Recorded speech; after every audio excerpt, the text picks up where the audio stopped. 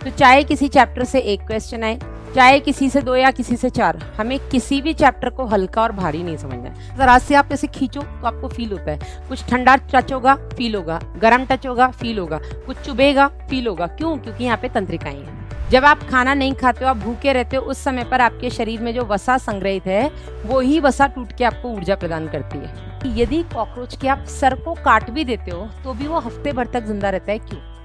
क्योंकि उसके सिर में केवल एक गुच्छिका है। एक गुच्छिका के कटने से भी उसकी 9 गुच्छिकाएं बाकी बॉडी को कंट्रोल कर सकती हैं, नियंत्रित कर सकती हैं, उनके बीच में समन्वय बनाए रख सकती हैं। हेलो, नमस्कार एवरीवन, मैं डॉक्टर प्रियंका मिश्रा, आपकी अपनी जूलॉजी फैकल्टी लेकर के आई हूँ इस माइंड मैप सीरीज में सबसे पहला चैप्टर प्राणियों में संरचनात्मक संगठन, structural organisation and animals. NEET weightage की अगर हम इस चैप्टर की बात करें कि नीट में यहाँ से कितने क्वेश्चंस आते हैं, तो वो बताने से पहले मैं आपको एक छोटी सी बात बता दूं इस चैप्टर से रिलेटेड कि जो न्यू एनसीईआरटी है, उस न्यू एनसीईआरटी में इस चैप्टर में केवल और केवल मेंढक यानी कि फ्रॉग के बारे में बताया गया है। लेकिन पुरानी एनसीईआरटी में इस चैप्टर के 2 भाग थे। एक तो था बेटा जंतु ऊतक, एनिमल टिश्यूज, और दूसरा था बेटा आपका कुछ जीव जैसे कि आपका केचुआ, कॉकरोच और मेंढक, इनकी बाह्य और आंतरिक आकारिकी, इनकी एक्सटर्नल मॉर्फोलॉजी और इंटरनल एनाटॉमी। ठीक है, न्यू एनसीईआरटी के हिसाब से आपको केवल मेंढक पढ़ना है, लेकिन एनएमसी का जो भी आपका सिलेबस है नीट का, उसके हिसाब से आपको कॉकरोच भी पढ़ना है और ऊतक बेटा हम नहीं छोड़ सकते। ठीक है, क्योंकि पूरी की पूरी जो आपकी मानव कारिकी है, ह्यूमन फिजियोलॉजी है, उसका जो बेस है वो आपका जंतु ऊतक है। तो इस माइंड मैप सीरीज में हम जंतु ऊतक कवर करेंगे, इसमें हम कॉकरोच कवर करेंगे और इसमें हम मेंढक कवर करेंगे। ठीक है, केचुआ ना हमें पहले पढ़ना था ना हमें अब पढ़ना है। तो जिसके पास न्यू एनसीईआरटी है बिल्कुल बेफिक्र रहिए, जिसके पास पुरानी एनसीईआरटी है आपको तो वैसे ही बेफिक्र रहना है। ठीक है, और एक चीज यहाँ पर हम कवर करेंगे केवल एनसीईआरटी, क्योंकि डिटेल्ड जो आपका डिस्कशन है वो हमने ईयर लॉन्ग लेक्चर्स में किया है। माइंड मैप सीरीज में हम बिल्कुल इंपॉर्टेंट पॉइंट्स सारे कवर करते हुए जो आपके नीट पॉइंट ऑफ व्यू से बहुत ज़्यादा ज़रूरी है, आपको पता होने चाहिए, हम वो सारे कवर करते हुए चलेंगे। ठीक है, चलिए तो शुरू करते हैं। सबसे पहले तो इसका वेटेज ही बता देते हैं, जैसा कि मैं हमेशा बोलती हूँ किसी भी चैप्टर को शुरू करने से पहले। तो इस चैप्टर के वेटेज में बेटा आपका 2 प्रश्न आते हैं नीट से। कितने? 2 प्रश्न आते हैं। वैसे तो बेटा ये 2 प्रश्न होते थे आपका जंतु ऊतक से 1, कॉकरोच से 1, लेकिन नए सिलेबस के हिसाब से हम ऐसी उम्मीद करते हैं कि एक आपके कॉकरोच से, एक आपके मेंढक से क्वेश्चन आ सकता है। जंतु ऊतक से जो आएगा बेटा वो पूरी मानव कारिकी में कहीं से भी रिलेट कर सकता है। ठीक है, तो हम फिलहाल 2 प्रश्न का इस चैप्टर का वेटेज लेकर के चलते हैं। और क्योंकि हमें जूलॉजी में टारगेट बहुत क्लियर है, 180 में से 180 स्कोर करना है, तो चाहे किसी चैप्टर से एक क्वेश्चन आए, चाहे किसी से 2 या किसी से 4, हमें किसी भी चैप्टर को हल्का और भारी नहीं समझना है। हमारे लिए सारे चैप्टर्स बराबर हैं और हमें सबको उतनी ही शिद्दत से पढ़ना है, चाहे वो 1 नंबर का या 1 क्वेश्चन का चैप्टर हो, चाहे 4 क्वेश्चन का। ठीक है, तो 2 क्वेश्चन के चैप्टर को जल्दी से रिवाइज करते हैं। क्या क्या पढ़ने वाले बेटा इसमें हम? तो इसमें हम सबसे पहले तो बात करेंगे आपके परिचय की, फिर हम बात करेंगे प्राणी ऊतक, अंग और अंगतंत्र क्या होता है, फिर हम बात करेंगे कॉकरोच और मेंढक। केचुआ हमें नहीं पढ़ना है, पहले ही मैंने आपको बता दिया। शुरू करते हैं परिचय से। तो परिचय में बहुत छोटी सी हम बात करेंगे कि ऊतक होता क्या है, व्हाट इज अ टिश्यू। तो हम सभी को पता है, बचपन से पढ़ते आ रहे हैं कि मैडम ऊतक क्या है, कोशिकाओं के समूह है। ठीक है, पर कैसी कोशिकाओं के समूह है, क्योंकि अब आप सब फ्यूचर डॉक्टर्स होने वाले हैं तो आपको हर चीज़ को थोड़ा सा डिटेल में जानना बहुत ज़रूरी है। तो कोशिकाओं के समूह को, ग्रुप ऑफ सेल्स बेटा, हम उनको ऊतक कहते हैं। पर कैसी कोशिकाओं का समूह? ऐसी कोशिकाओं का समूह जिनकी उत्पत्ति समान हो, जिनका ओरिजिन जो है वो कॉमन होना चाहिए। ठीक है, जो समान कार्य को करने के लिए विभेदित हुए हैं या डेवलप हुए हैं, विकसित हुए हैं, तो इनका कार्य भी लगभग समान होगा। लेकिन संरचना में अगर हम बात करें, स्ट्रक्चर वाइज अगर हम बात करें, तो ये समान या असमान हो सकते हैं। तो ये तो सबसे पहले हो गया बेटा आपके ऊतक की परिभाषा। फिर हम बात करते हैं बेटा किसी भी जीव में किस तरीके से संगठन बनता है उनका। तो सबसे छोटी जो जीवन की इकाई है वो है कोशिका, है ना, बचपन से पढ़ते आ रहे हैं। Cell is the basic unit of life. कोशिका जीवन की सबसे छोटी इकाई है, कोशिका जीवन की संरचनात्मक एवं कार्यात्मक इकाई है। तो यहाँ पर भी हम उस चीज को लिख सकते हैं कि कोशिका जो है वो जीवन की सबसे छोटी इकाई है। ऐसी कोशिकाओं का समूह मिलकर के बनाता है ऊतक, कई सारे ऊतकों का समूह मिलकर के बनाता है अंग, और कई सारे अंगों का समूह मिलकर के बनाता है अंग तंत्र। अब अगर हम किसी जीव की बात करें तो ऐसे कई सारे जीव हैं जिनमें कोशिकीय स्तर का संगठन होता है, ऐसे कई सारे जीव हैं जिनमें ऊतक, अंग या अंग तंत्र स्तर का संगठन होता है, और इसके बारे में हम डिटेल में पढ़ेंगे जब मैं आपको जंतु ऊतक या प्राणी जगत, जंतु जगत, एनिमल किंगडम नाम का जब चैप्टर पढ़ाऊंगी तब। ठीक है, तो फिलहाल हम बात करते हैं ऊतक की। जंतु ऊतक की अगर हम बात करें तो 4 तरीके से हमने इनको विभाजित किया है। सबसे पहला है आपका उपकला ऊतक, जिसे हम कहते हैं एपिथेलियल टिश्यू।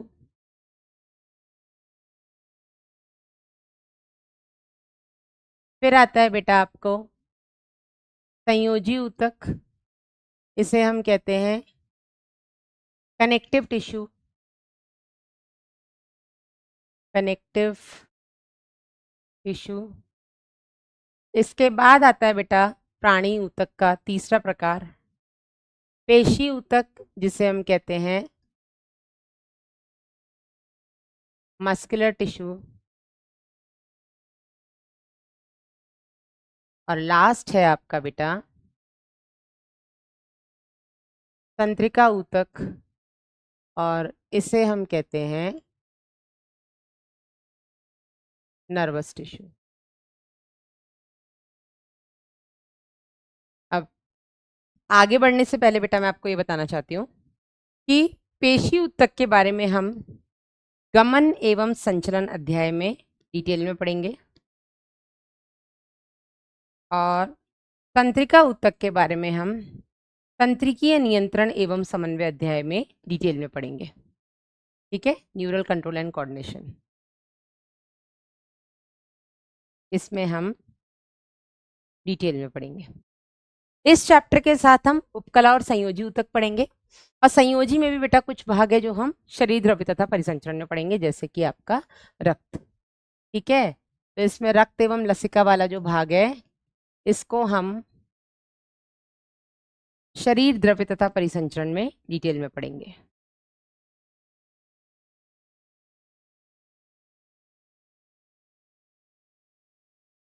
ठीक है, ये कुछ चीजें क्लियर हैं आपको क्या हम यहाँ पर क्या क्या पढ़ने वाले हैं?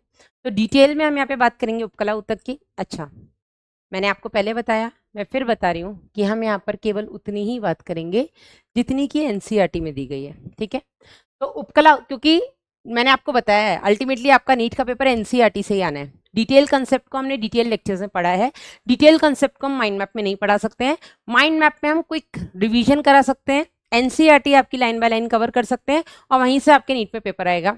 I can bet on this, guarantee है। ठीक है, तो उपकला ऊतक की बेटा अगर हम बात करें तो हमें कुछ बेसिक पॉइंट्स पता होने चाहिए। उपकला का मतलब क्या होता है? एक ऐसा ऊतक जो किसी दूसरे ऊतक के ऊपर वृद्धि करता है। ठीक है, तो इसको हम एपिथीलिया बोलते हैं, और एपिथीलिया का मतलब क्या होता है बेटा? एपी का मतलब ऊपर, थीलिया मतलब होता है वृद्धि। तो जो किसी दूसरे ऊतक पर वृद्धि करे उसको हम उपकला ऊतक बोलते हैं। ठीक है, उपकला ऊतक की खास बात क्या होती है कि इसमें जो कोशिकाएं होती हैं, कोशिकाओं का समूह मिलके ही ऊतक बनाएगा ना, तो इस ऊतक में जो कोशिकाएं होती हैं बेटा, वो कोशिकाएं आपकी बहुत ही डेंसली पैक्ड होती हैं। ठीक है, जिसकी वजह से कोशिकाओं के बीच में, यानी कि ये, इसको हम बोलते हैं अंतर कोशिकीय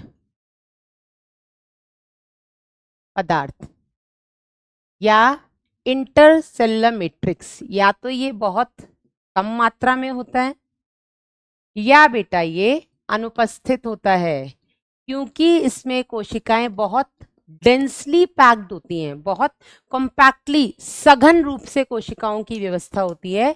कोशिकाएं सघन रूप से व्यवस्थित होती हैं, कॉम्पैक्टली अरेंज होती हैं, जिसके कारण बेटा कोशिकाओं के बीच में जो जगह है वो बहुत थोड़ी है, तो उनके बीच में जो पदार्थ भरा होगा वो भी बहुत कम मात्रा में होगा या होगा ही नहीं। ठीक है, दूसरी बहुत इंपॉर्टेंट चीज बेटा यहाँ पर ये कि इनमें रक्त आपूर्ति नहीं होती। ठीक है, क्योंकि यहाँ पे जगह ही नहीं है कोशिकाओं के बीच में इतनी कि वहाँ पे ब्लड वेसल्स आ सकें, तो इनमें रक्तापूर्ति नहीं होती। लेकिन तंत्रिकाएं बेटा सभी में पाई जाती हैं, ठीक है, तंत्रिकाएं सभी में पाई जाती हैं। और यही कारण है, देखो अपनी स्किन में भी है ना, तंत्रिकाएं है ना, उपकला ऊतक है स्किन में, यहाँ पर तंत्रिकाएं हैं। तभी तो जरा से आप ऐसे खींचो तो आपको फील होता है, कुछ ठंडा टच होगा फील होगा, गर्म टच होगा फील होगा, कुछ चुभेगा फील होगा। क्यों? क्योंकि यहाँ पे तंत्रिकाएं हैं, ठीक है। अब हम बात करते हैं इसके प्रकार की। तो उपकला ऊतक आपके मुख्य रूप से 2 प्रकार के होते हैं। एक हो गए बेटा आपके सरल उपकला, जिसको हम बोलते हैं सिंपल एपिथेलियम। दूसरे हो गए आपके संयुक्त उपकला, जिसको हम बोलते हैं compound epithelium. NCERT line by line चल रहे हैं। सरल उपकला जो बेटा होता है, इसमें सभी कोशिकाएं एक ही परत में व्यवस्थित होती हैं। कोशिकाएं एक परत में व्यवस्थित होती हैं, सिंगल लेयर में अरेंज्ड होती हैं। वहीं बेटा अगर हम संयुक्त की बात करें तो यहाँ पे कोशिकाएं 2 या 2 से अधिक परतों में व्यवस्थित हो सकती हैं। कोशिकाएं 2 या अधिक स्तर में व्यवस्थित हो सकती हैं, इसीलिए हम इसको संयुक्त बोलते हैं। तो पहले तो बेटा हमने देखा इनकी डेफिनेशन, किस आधार पर हमने इनको सरल और संयुक्त बोला, ठीक है। इसके बाद अगर हम बात करें कि कितने प्रकार की होती हैं, जो कि आपकी एनसीईआरटी में दिया है और जहां से आपका नीट का क्वेश्चन भी बनता है। तो सरल उपकला बेटा कोशिकाओं की संरचना के या कोशिकाओं के शेप आकृति के आधार पर आपकी ये सरल घनाकार होती हैं, जिनको हम बोलते हैं सिंपल स्क्वामस। सरल सबसे पहले सरल छलकी होंगी, फिर घनाकार होंगी, है ना। तो सबसे पहले होगी सरल छलकी, जिसको हम बोलते हैं सिंपल स्क्वामस। फिर आती है आपकी सरल घनाकार, जिसको हम बोलते हैं सिंपल क्यूबॉइडल। और फिर आती है आपकी सरल स्तंभाकार, जिसको हम बोलते हैं सिंपल कॉलमनार, ठीक है। शल्की है तो बिल्कुल ऐसी चपटी सी होंगी, ठीक है, लेकिन इसमें इर्रेगुलर बाउंड्रीज पाई जाती हैं, ठीक है, अनियमित इनमें किनारे पाए जाते हैं, ठीक है, ऐसा ही होता है। घनाकार जो है बेटा, इसमें नीचे ये आधार झिल्ली और इसके ऊपर घन के आकार की कोशिकाएं होंगी। वहीं स्तंभाकार में बेटा ये लंबी और पतली कोशिकाएं होती हैं, इसीलिए हम इनको स्तंभ के आकार की स्तंभाकार कोशिकाएं बोलते हैं, ठीक है। सभी में केंद्रक पाए जाएंगे, शल्की में केंद्रक बिल्कुल चपटे और केंद्र में, ठीक है, घनाकार में गोल और केंद्र में। वहीं अगर हम स्तंभाकार की बात करें तो लंबे और आधार झिल्ली के पास, ठीक है, ऐसा ही होता है। अब इन्हीं में कुछ आपको मॉडिफिकेशंस देखने को मिलते हैं, ठीक है, इन्हीं में आपको कुछ रूपांतरण देखने को मिलते हैं। इनके कार्य क्या होते हैं और ये कहाँ पाई जाती हैं, जल्दी से एक बार हम इसको देख लेते हैं। तो शल्की का बेटा कार्य होता है शरीर में जहां कहीं भी विसरण होगा यानी कि डिफ्यूजन, और जहां कहीं भी कुछ छन्ना होगा यानी कि फिल्ट्रेशन निस्यंदन होगा, वहां बेटा आपकी सरल छल्की उपकला पाई जाएगी। वहीं आपकी घनाकार और स्तंभाकार, ये दोनों का एक ही फंक्शन होता है लगभग। जहां कहीं भी कुछ भी सिक्रीट करना है, स्राव करना है, या कुछ भी अवशोषित करना है, एब्जॉर्ब करना है बेटा, वहां पर आपकी घनाकार या स्तंभाकार कोशिकाएं पाई जाती हैं, ठीक है। कार्य भी हो गए, कहाँ पाई जाएंगी। तो सरल छल्की की बेटा अगर हम बात करें, जो आपकी एनसीईआरटी में कुछ दिए हैं, तो आपको पता है कूपिका में विसरण होता है गैसों का, ठीक है। आपकी रक्तवाहिनियों की जो कला होती है, अंदर की तरफ लाइनिंग होती है, वहां पर आपकी सरल छल्की पाई जाएगी। इसके अलावा बेटा हमने देखा था बोमेन संपुट में, ठीक है, तो यही सरल छल्की मैं लिख देती हूँ यहाँ पे बोमेन संपुट। बेटा देखो माइंड मैप सीरीज है, तो यहाँ पर हम बहुत डिटेल नहीं पढ़ेंगे ना, हम यहाँ पर हर एक चीज का आपको नोट्स बना के देंगे, आपके सबके पास अपने नोट्स हैं, तो नोट्स सामने ओपन करिए, ठीक है, या आप एनसीईआरटी को सामने ओपन करिए और जो कुछ हम पढ़ाते जा रहे हैं हाईलाइट करते जाइए, ठीक है, यहीं से नीट में क्वेश्चन आता है। तो जिन बच्चों को नहीं पता है उनको मैं बता दूं बेटा कि यहाँ से आपको नोट्स नहीं बनाने हैं, तो दिमाग से निकाल दो कि मैडम नोट्स बनाने, जूलॉजी में आपको नोट्स नहीं बनाने, आपको सिर्फ एनसीईआरटी सामने खोल करके रखनी है। जो मैं पढ़ाती जा रही हूँ एनसीईआरटी में हाईलाइट करते चलिए। बच्चों को एनसीईआरटी पढ़ना नहीं आता है ना, तो ये उसके हिसाब से मैं आपको बता रही हूँ। माइंड मैप में आपका वैसे तो सब आपका पढ़ा हुआ है, जो मैं पढ़ा रही हूँ दिमाग में माइंड में छपता चला जाएगा, ठीक है, फिर भी साथ में आप एनसीईआरटी जरूर खोल के रखिए। अगर आपके पास नोट्स हैं क्लास के तो आप नोट्स खोल के रखिए और हाईलाइट करते चलिए कि नीट के हिसाब से केवल इतना पढ़ना है, ठीक है, क्योंकि क्लासेस में तो लेक्चर को डिटेल में पढ़ाया गया है, बहुत कुछ पढ़ाया गया है। फिर आप बोलते हो नीट में मैडम क्या आएगा, तो नीट में केवल इतना आएगा जो यहाँ पे पढ़ाया जा रहा है। ठीक है, चलिए, तो घनाकार की अगर हम बात करें बेटा, तो घनाकार का काम हो गया श्रावण अवशोषण। तो घनाकार में आपको एक बहुत इंपॉर्टेंट जो नीट में आ चुका है, वो आपको पीसीटी भाग जो होता है वृक्काणु का, यानी नेफ्रॉन्स का, वहां पर आपको एक ब्रश बॉर्डर घनाकार देखने को मिलती है, जहां पर सूक्ष्म अंकुर पाए जाते हैं। और इसका काम क्या होता है, अवशोषण के लिए क्षेत्रफल को बढ़ाना। तो पीसीटी भाग जो होते हैं वृक्काणु के, वहां पे आपकी ब्रश बॉर्डर घनाकार उपकला पाई जाती है, जिसकी मुक्त सतह पर आपको सूक्ष्म अंकुर देखने को मिलेंगे। यहीं अगर हम स्तंभाकार की बात करें, तो इसमें दो तरीके के रूपांतरण है। एक जिसमें आपको मुक्त सतह पर सूक्ष्म अंकुर देखने को मिलेंगे कुछ इस तरीके से, जो कि क्लियर है, अवशोषण के लिए क्षेत्रफल बढ़ाएगी। ठीक है, वहीं अगर हम बात करें आपकी दूसरी, इसमें जो रूपांतरण है वो ये, जहां पर आपकी सरल स्तंभाकार कोशिकाओं की मुक्त सतह पर सीलिया यानी कि पक्षमाप पाए जाते हैं। ठीक है, अब इन दोनों का रूपांतरण बता दिया, इनकी लोकेशन क्या है, कहाँ पाई जाएंगी, नीट में आ चुका क्वेश्चन है। तो क्योंकि अवशोषण के लिए क्षेत्रफल बढ़ाना है, तो बेटा ये पाई जाएगी आपके आहार नाल में। आहार नाल में भी अगर हम बात करें, तो ये मुख्य रूप से पाई जाती है आपकी छोटी आंत में, क्योंकि वहां पर मुख्यतः अवशोषण होना है। ठीक है, वहीं अगर हम बात करें पक्षमाभी सरल घनाकार कहाँ पाई जाएगी, तो ये पाई जाती है बेटा आपकी अंडवाहिनी में या फैलोपियन नलिका में, और साथ ही साथ ये पाई जाती है आपकी श्वसनिकाओं में। ठीक है, नीट में आ चुका क्वेश्चन है ये ब्रोंक्यूल्स में। ठीक है, ये नीट में आ चुका। कोई डाउट यहाँ तक? डन। यही चित्र आपके एनसीईआरटी में भी दिए हैं।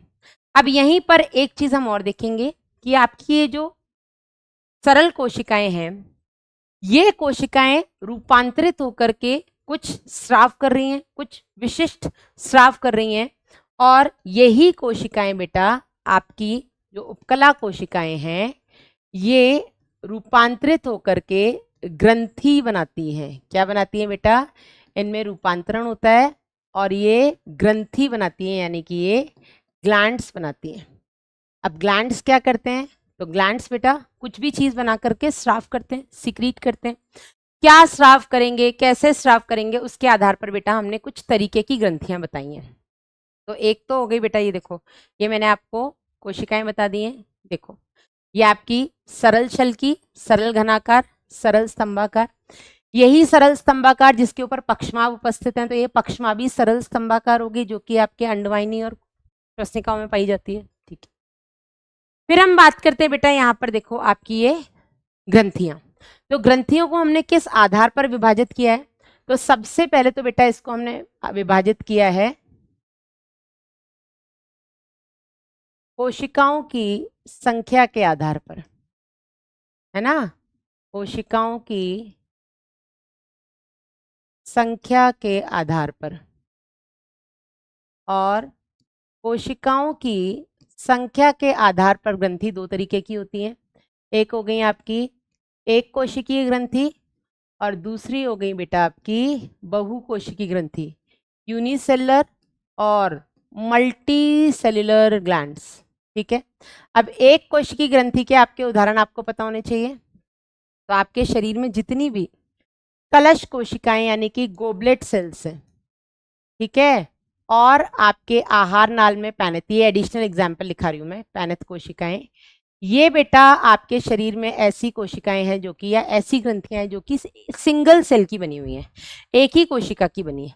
इसके अलावा आप किसी भी ग्रंथि का नाम, मैडम पिट्यूटरी, पीयूष ग्रंथि बेटा बहुकोशिकी, मैडम हाइपोथैलेमस बहुकोशिकी, मैडम आमाशय की ग्रंथियां बहुकोशिकी, मैडम आती ग्रंथियां बहुकोशिकी, मैडम अग्नाशय बहुकोशिकी। तो आप किसी भी ग्रंथि का नाम ले लो, पैनित कोशिकाएं और आपकी कलश कोशिकाओं के अलावा वो सारी की सारी बहुकोशिकी होती है। ठीक है, अब बहुकोशिकी हमने बता दिया। ठीक है, इनके अलावा जो भी आ जाए वो सब बहुकोशिकी है। दूसरा बेटा हमने इनको इनके स्राव के तरीके के आधार पर, है ना, मोड ऑफ सिक्रीशन, तो स्राव का तरीका क्या होता है उसके आधार पर बेटा दो तरीके की ग्रंथियां होती हैं। एक होती हैं आपकी अंतःस्रावी ग्रंथियां, दूसरी होती हैं आपकी बहिस्रावी ग्रंथियां।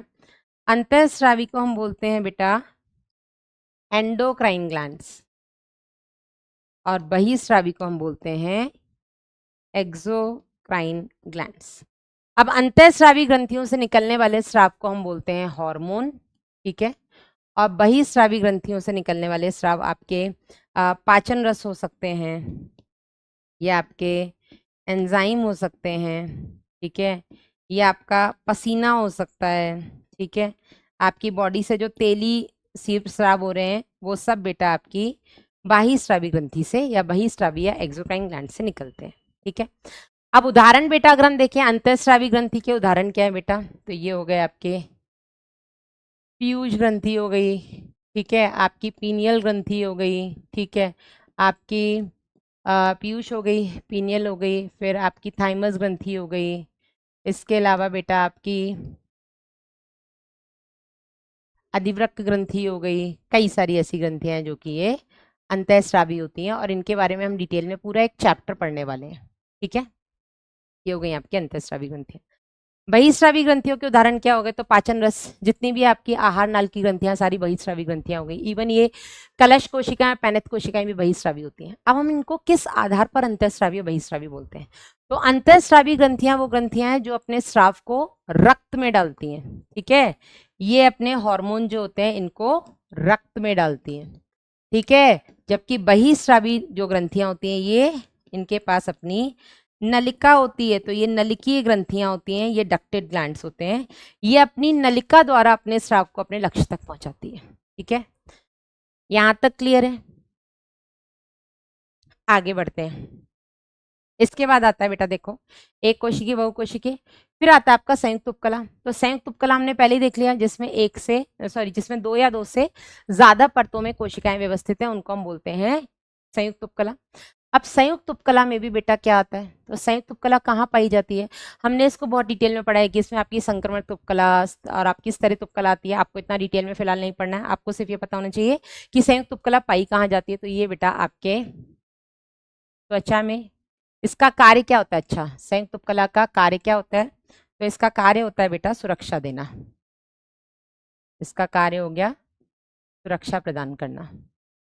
कहाँ पाई जाएगी बेटा, ये पाई जाती है आपकी त्वचा में, ये पाई जाएगी मुख गुहा में, ये पाई जाएगी ग्रसनी में, ये पाई जाएगी कुछ नलिकाओं में,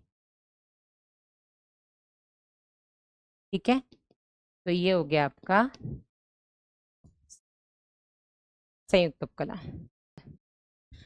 इसके बाद एक छोटा सा टॉपिक है आपका, बहुत छोटा सा टॉपिक पर इंपॉर्टेंट है क्योंकि कई सालों में वहां से क्वेश्चन बना है और डायरेक्ट क्वेश्चन बनता है, ठीक है। और वो टॉपिक है आपका कोशिका संधि। कोशिका संधि मतलब सेल जंक्शन। तो कोशिका संधि क्या होता है बेटा, कोशिका संधि नाम ही बता रहा है, संधि मतलब दो कोशिकाओं के बीच में किस तरीके से वो आपस में जुड़ सकते हैं। और यहाँ बेटा मैंने आपको 3 तरीके की कोशिका संधियां पढ़ाई हैं क्योंकि एनसीईआरटी में 3 है।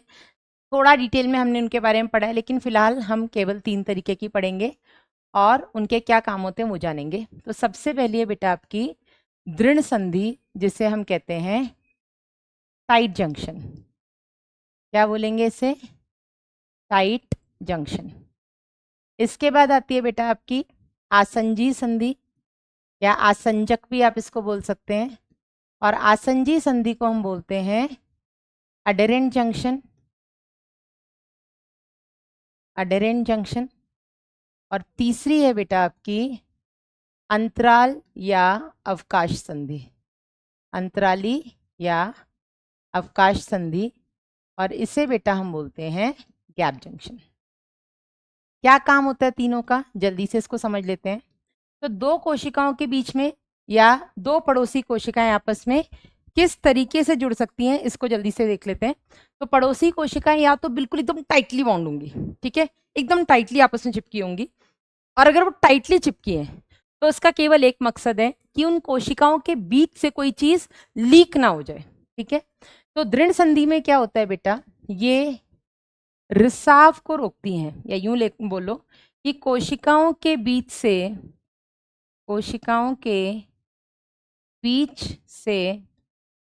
रिसाव मतलब कि किसी तरीके का लीकेज ना हो जाए, ठीक है।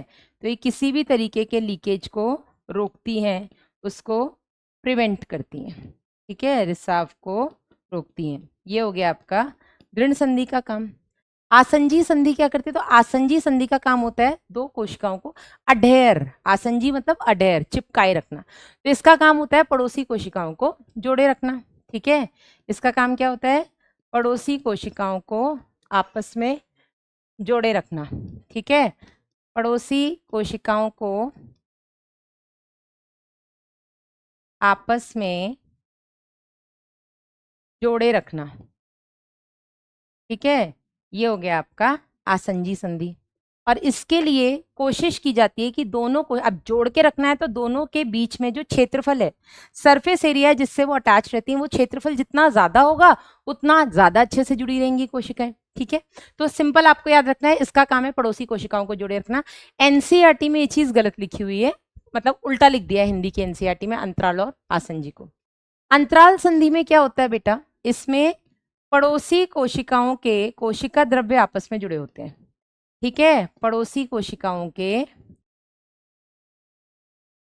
कोशिका द्रव्य यानी कि जो साइटोप्लाज्म है वो आपस में जुड़े होते हैं, आपस में जुड़े होते हैं। और अगर उनके कोशिका द्रव्य आपस में जुड़े हैं तो इसका क्या मतलब होगा या इसका क्या काम होगा? तो दोनों के अगर साइटोप्लाज्म आपस में जुड़े हैं मतलब दोनों कोशिकाओं के कोशिका द्रव्य से आयंस, छोटे मोटे अणु और जरूरत पड़ने पर कभी कभी बड़े अणु भी एक कोशिका से दूसरी कोशिका में जा सकते हैं। तो आयंस, छोटे अणु या कुछ बड़े अणु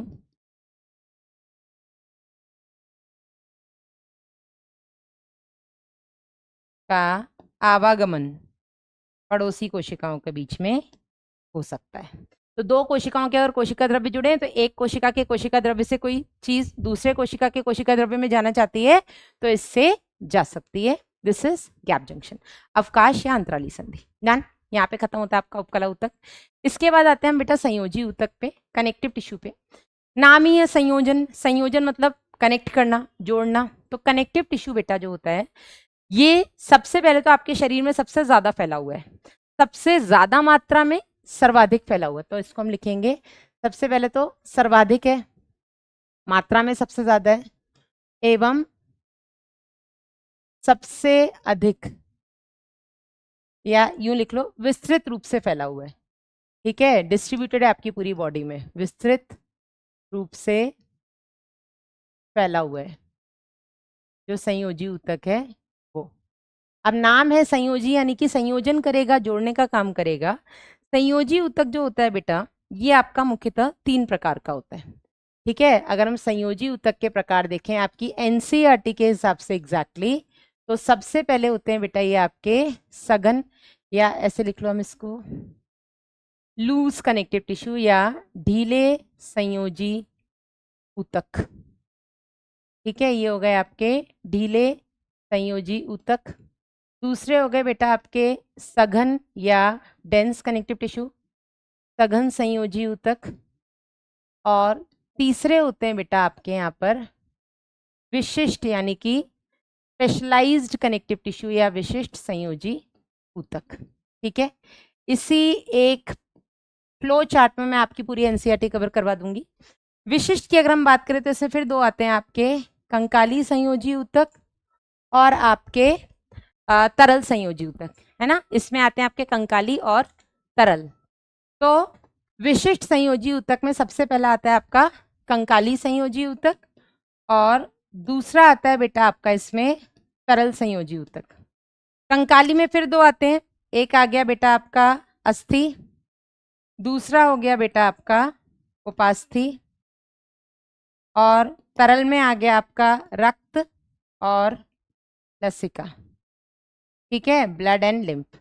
और ये बेटा हम पढ़ेंगे शरीर द्रव्य तथा परिसंचरण में, बॉडी फ्लूइड्स एंड सर्कुलेशन में, जहां हम रक्त के बारे में बात करेंगे। कंकाली में अस्थि उपास्थि थोड़ा बहुत यहाँ देख लेंगे। ढीले और सघन में क्या आता है? तो पहली बात तो संयोजी ऊतक में 3 चीजें होती हैं, ठीक है। इसमें एक तो होती है बेटा आधात्री, इसी आधात्री में कुछ कोशिकाएं और तंतु पाए जाते हैं। इसमें कुछ कोशिकाएं और फाइबर्स यानी कि तंतु पाए जाते हैं। ठीक है, अब ढीले और सघन हमने किस आधार पर बोला? ढीले क्या हो गए आपके? लूज कनेक्टिव टिश्यू, ये हो गए आपके लूज कनेक्टिव टिश्यू, और सघन हो गए बेटा आपके डेंस कनेक्टिव टिश्यू। ये क्या हो गए आपके? Dense connective tissue. किस आधार पर हमने इनको ढीला और सघन बोला? तो ढीले संयोजी ऊतक में बेटा जो कोशिकाएं और तंतु हैं इनकी मात्रा थोड़ी कम होती है, आधात्री काफी ज्यादा होती है, जिसकी वजह से आधात्री में दूर दूर फैले रहते हैं ये कोशिकाएं और तंतु। ठीक है, और इसमें आते हैं आपके एक तो एरियोलर, जिसको हम बोलते हैं अंतराली संयोजी ऊतक यानी कि एरियोलर कनेक्टिव टिश्यू। इसमें आ गया आपका वसा या एडिपोज कनेक्टिव टिश्यू, वसा संयोजी ऊतक या एडिपोज कनेक्टिव टिश्यू। वहीं सघन में बेटा अगर हम बात करें, इसको ऐसे लिख देते हैं, वसा या एडिपोज। सघन में अगर हम बेटा बात करें तो दो तरीके के आते हैं, एक आते हैं आपके सघन नियमित और एक आते हैं आपके सघन अनियमित, रेगुलर और इरेगुलर। ठीक है, अब आपको यहाँ से एक चीज जो मैं बता रही हूँ, नीट में जहाँ से क्वेश्चन आया हुआ है, सघन नियमित संयोजी ऊतक कहाँ पाया जाता है? तो ये पाया जाता है बेटा आपके स्नायु और कंडरा में। स्नायु क्या होते हैं आपके? लिगामेंट, और कंडरा क्या होते हैं आपके? टेंडन। शायद मैंने सही लिखा है, गलत हो तो हिंदी गलत होगी। लिगामेंट और टेंडन बिल्कुल सही है। लिगामेंट का काम क्या होता है बेटा? लिगामेंट का काम होता है BLB, अस्थि को अस्थि से जोड़ना, बोन को बोन से जोड़ना, और टेंडन का काम होता है बोन को मसल से जोड़ना। ठीक है, तो लिगामेंट्स या स्नायु क्या करते हैं बेटा? ये दो अस्थियों को जोड़ने का काम करते हैं। वहीं जो आपके कंडरा या टेंडन्स होते हैं ये अस्थि को पेशी से जोड़ने का काम करते हैं। डन। अनियमित सघन संयोजी ऊतक कहाँ पाया जाता है बेटा? तो ये पाया जाता है आपकी त्वचा में। बस एनसीईआरटी तो इतना ही कहती है, और माइंड मैप में हम पूरी एनसीईआरटी यानी कि पूरे नीट के पॉइंट्स कवर कर रहे हैं। अंतराली और वसा बेटा इसमें क्या होता है? ये आपकी दोनों त्वचा के नीचे पाए जाते हैं, त्वचा के नीचे अंतराली, और इसी त्वचा के नीचे बेटा आपका वसा संयोजी ऊतक भी पाया जाता है। काम क्या है इसका? तो वसा संयोजी ऊतक का काम होता है वसा का संग्रहण यानी कि फैट को डिपॉजिट करना। वसा का संग्रहण करना इसका मतलब होता है, वसा क्या करता है भैया? आपको जरूरत में काम आता है। जब आप खाना नहीं खाते हो, आप भूखे रहते हो, उस समय पर आपके शरीर में जो वसा संग्रहित है वो ही वसा टूट के आपको ऊर्जा प्रदान करती है। ठीक है, तो ये हो गया आपका संयोजी ऊतक के प्रकार। अब हम आगे बढ़ते हैं बेटा, जल्दी से एक बार एनसीईआरटी का डायग्राम देख लेते हैं जो भी इसमें मेंशन है, क्योंकि डायग्राम बेस्ड क्वेश्चन आपके यहाँ से बनने की पूरी संभावना होती है। तो अगर हम बात करें बेटा, ये पहला डायग्राम आपके ढीले संयोजी ऊतक के दिए हैं, जिसमें ये आपका अंतराली, ये आपका वसा संयोजी ऊतक है। अंतराली संयोजी ऊतक में बेटा हम देखेंगे कि ये पहला आपका एरियोलर हो गया, ये आपका वसा हो गया। वसा में हम ये देख रहे हैं, ये जो इतना पूरा ये कोशिका के अंदर जगह है, यहाँ पर पूरे में ये वसा संग्रहित है। यही वसा आपको इमरजेंसी में काम आने वाली है। जब आप खाना नहीं खाओगे तो यही वसा टूट के आपको ऊर्जा देने वाली है। ठीक है, वहीं अगर हम बात करें ढीले संयोजी ऊतक में आपके एरियोलर या अंतराली संयोजी ऊतक की, यहाँ पर अंतराल बहुत पाए जाते हैं, खाली जगह बहुत पाई जाती है। इसमें कई प्रकार की कोशिकाएं होती हैं। सबसे पहले होती है आपकी फाइब्रोब्लास्ट, नाम है फाइब्रोब्लास्ट, जो कि तंतु कोरक कोशिकाएं यानी कि तंतुओं का निर्माण करेगी, कोलेजन और आपके इलास्टिन तंतुओं का। यहाँ पर आपकी मास्ट कोशिकाएं पाई जाती हैं जो कि हिस्टामिन, सेरोटोनिन, हेपेरिन जैसे कुछ रसायन का स्रावन करती हैं। यहाँ पर आपकी महाभक्षाणु कोशिकाएं पाई जाती है जो कि भक्षण करती हैं किसी भी बाहरी जीव का जो आपके शरीर में प्रवेश कर रहे हैं। यहाँ पर आपकी कुछ अन्य कोशिकाएं पाई जाती है, जैसे प्लाज्मा कोशिकाएं पाई जाती हैं, ठीक है, जो कि प्रतिरक्षी निर्माण करती हैं। ठीक है, तो कई सारी कोशिकाएं यहाँ पाई जाती हैं। बाकी ये देख रहे हैं आप कोलेजन रेशे वगैरह यहाँ पे जो तंतु उपस्थित है। ठीक है, ये डायग्राम आपके नीट में आ सकते हैं। ये नियमित और अनियमित का है। ये बेटा आपका सघन अनियमित संयोजी ऊतक, और ऊपर वाला आपका सघन नियमित संयोजी ऊतक। क्यों बोला हमने इसको सघन नियमित और अनियमित? क्योंकि सघन इसलिए क्योंकि कोशिकाएं और तंतु बहुत ज्यादा है, तो सब एकदम कॉम्पैक्टली डेंसली अरेंज्ड है, बहुत टाइटली अरेंज्ड है। दूसरा, नियमित में जो कोशिकाएं और तंतु हैं वो एक पैरेलली अरेंज्ड है, ठीक है। उनका जो क्या बोलेंगे विन्यास है, जो उनका अरेंजमेंट है वो बहुत तरीके से है। जबकि अनियमित में आप देख रहे हो सब उबड़ खाबड़ सा उल्टा सीधा कहीं भी। तो ये आपकी त्वचा में पाया जाता है, और ये मैंने बता ही दिया, नियमित आपका स्नायु और कंडरा में पाया जाता है, ठीक है। उनका क्या काम होता है वो भी हमने देख लिया। अब ये तो फिलहाल हम नहीं पढ़ेंगे अभी रुधिर के बारे में। अस्थि और उपास्थि की कोशिकाएं बेटा हम यहाँ पे देख लेते हैं। ये हो गई आपकी अस्थि, ये हो गई आपकी उपास्थि। होते क्या है बेटा, ये अस्थि और उपास्थि में अंतर क्या होता है? तो दोनों आपके कंकाली संयोजी ऊतक है, आपके कंकाल का निर्माण करते हैं। अस्थियां जो होती हैं इनमें फ्लेक्सिबिलिटी नहीं होती है, इनमें किसी भी तरीके का मतलब क्या बोलेंगे फ्लेक्सिबिलिटी को हिंदी में, नहीं होता है, ठीक है। संपीड़न रोधी होती हैं ये, है ना, कंप्रेशन रेजिस्टेंट होती हैं। तो उपास्थि जो होती है ये आपके देखो यहाँ पर उपस्थित है कान में, ठीक है। तो यहाँ पर फ्लेक्सिबिलिटी है, लचीलापन है, ठीक है। उपास्थि आपकी लचीली होती है, जबकि अगर हम बात करें अस्थि में तो यहाँ पर लचीलापन नहीं होता। क्यों नहीं होता बेटा यहाँ पे लचीलापन? क्योंकि इसकी आधात्री में आपको लवण मिलते हैं, कैल्शियम, मैग्नीशियम, फास्फोरस, ठीक है। और इसके अलावा यहाँ पर आपको एक ऑसिन नाम का प्रोटीन देखने को मिलता है, जिसके कारण बेटा यहाँ पर किसी भी तरीके की फ्लेक्सिबिलिटी यानी कि किसी भी तरीके का यहाँ पर लचीलापन नहीं होता है। कार्टिलेज में जो उपास्थि होती है वहां पर हल्का बहुत लचीलापन होता है, ठीक है। अस्थि को हम बोलते हैं बोन, उपास्थि को हम बोलते हैं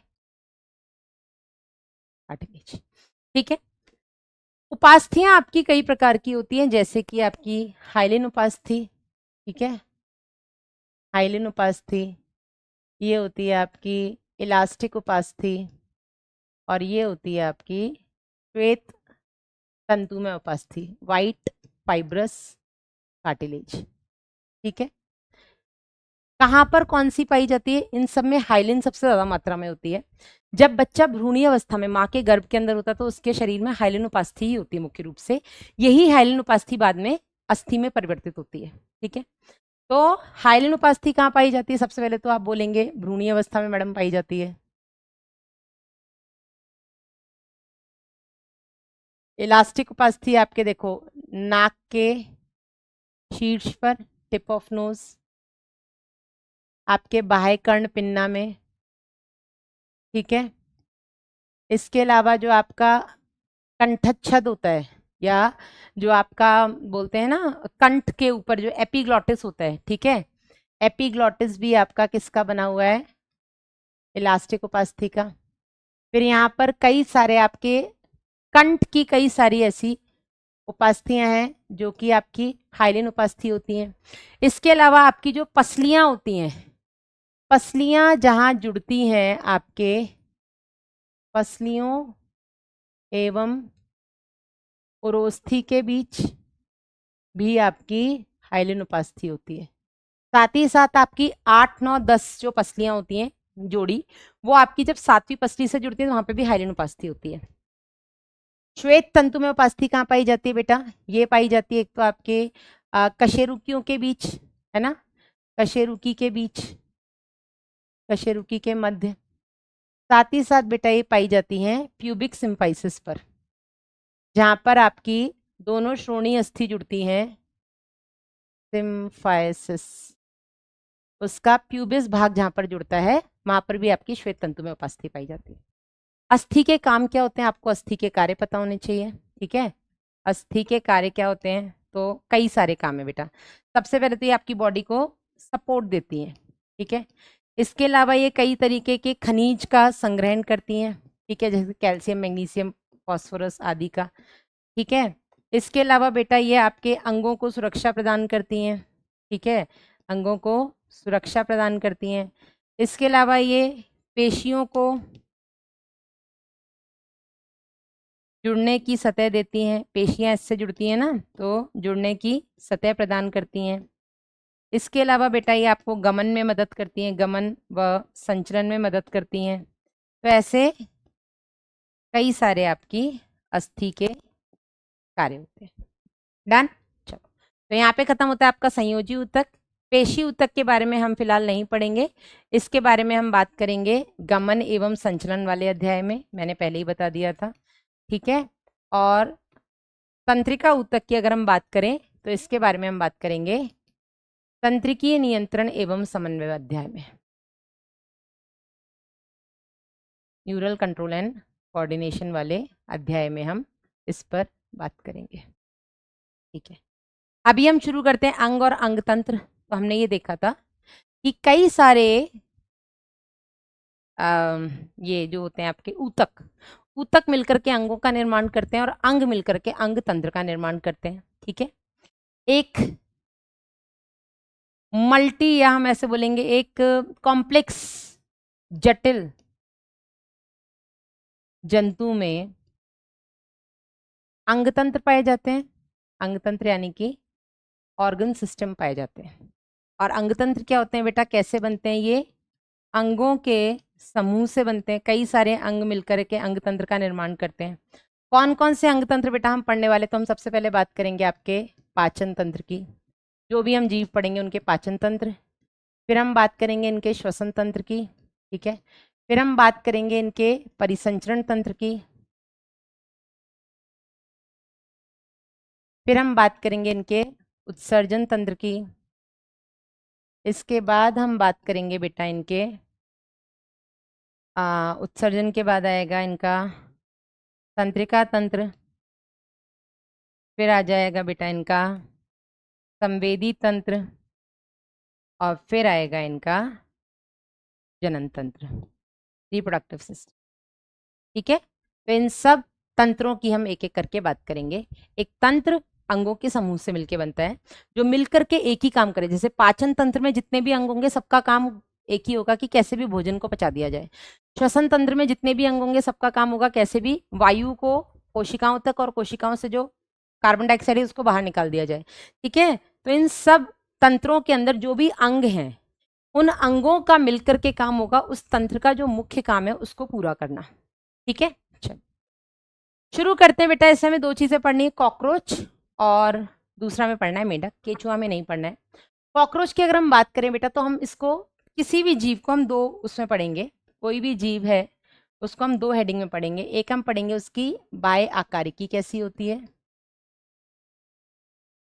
और फिर हम बात करेंगे उसकी आंतरिक आकारिकी की।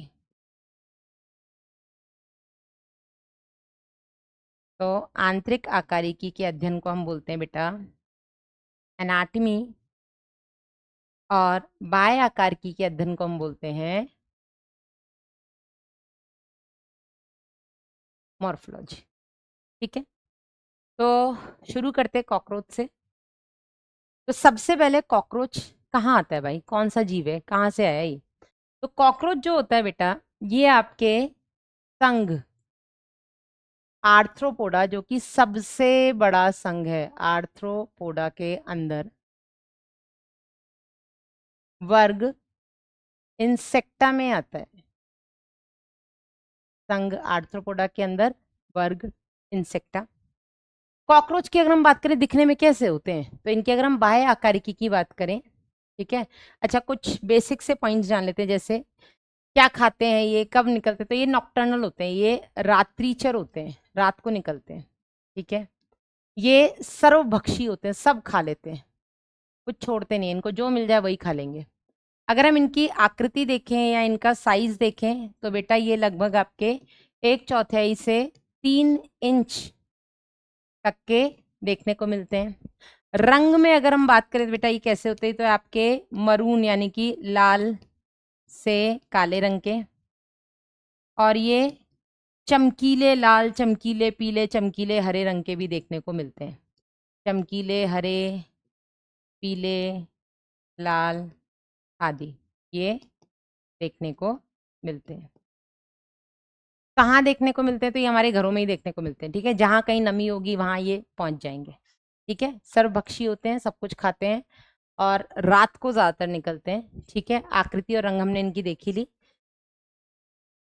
चपटे से होते हैं।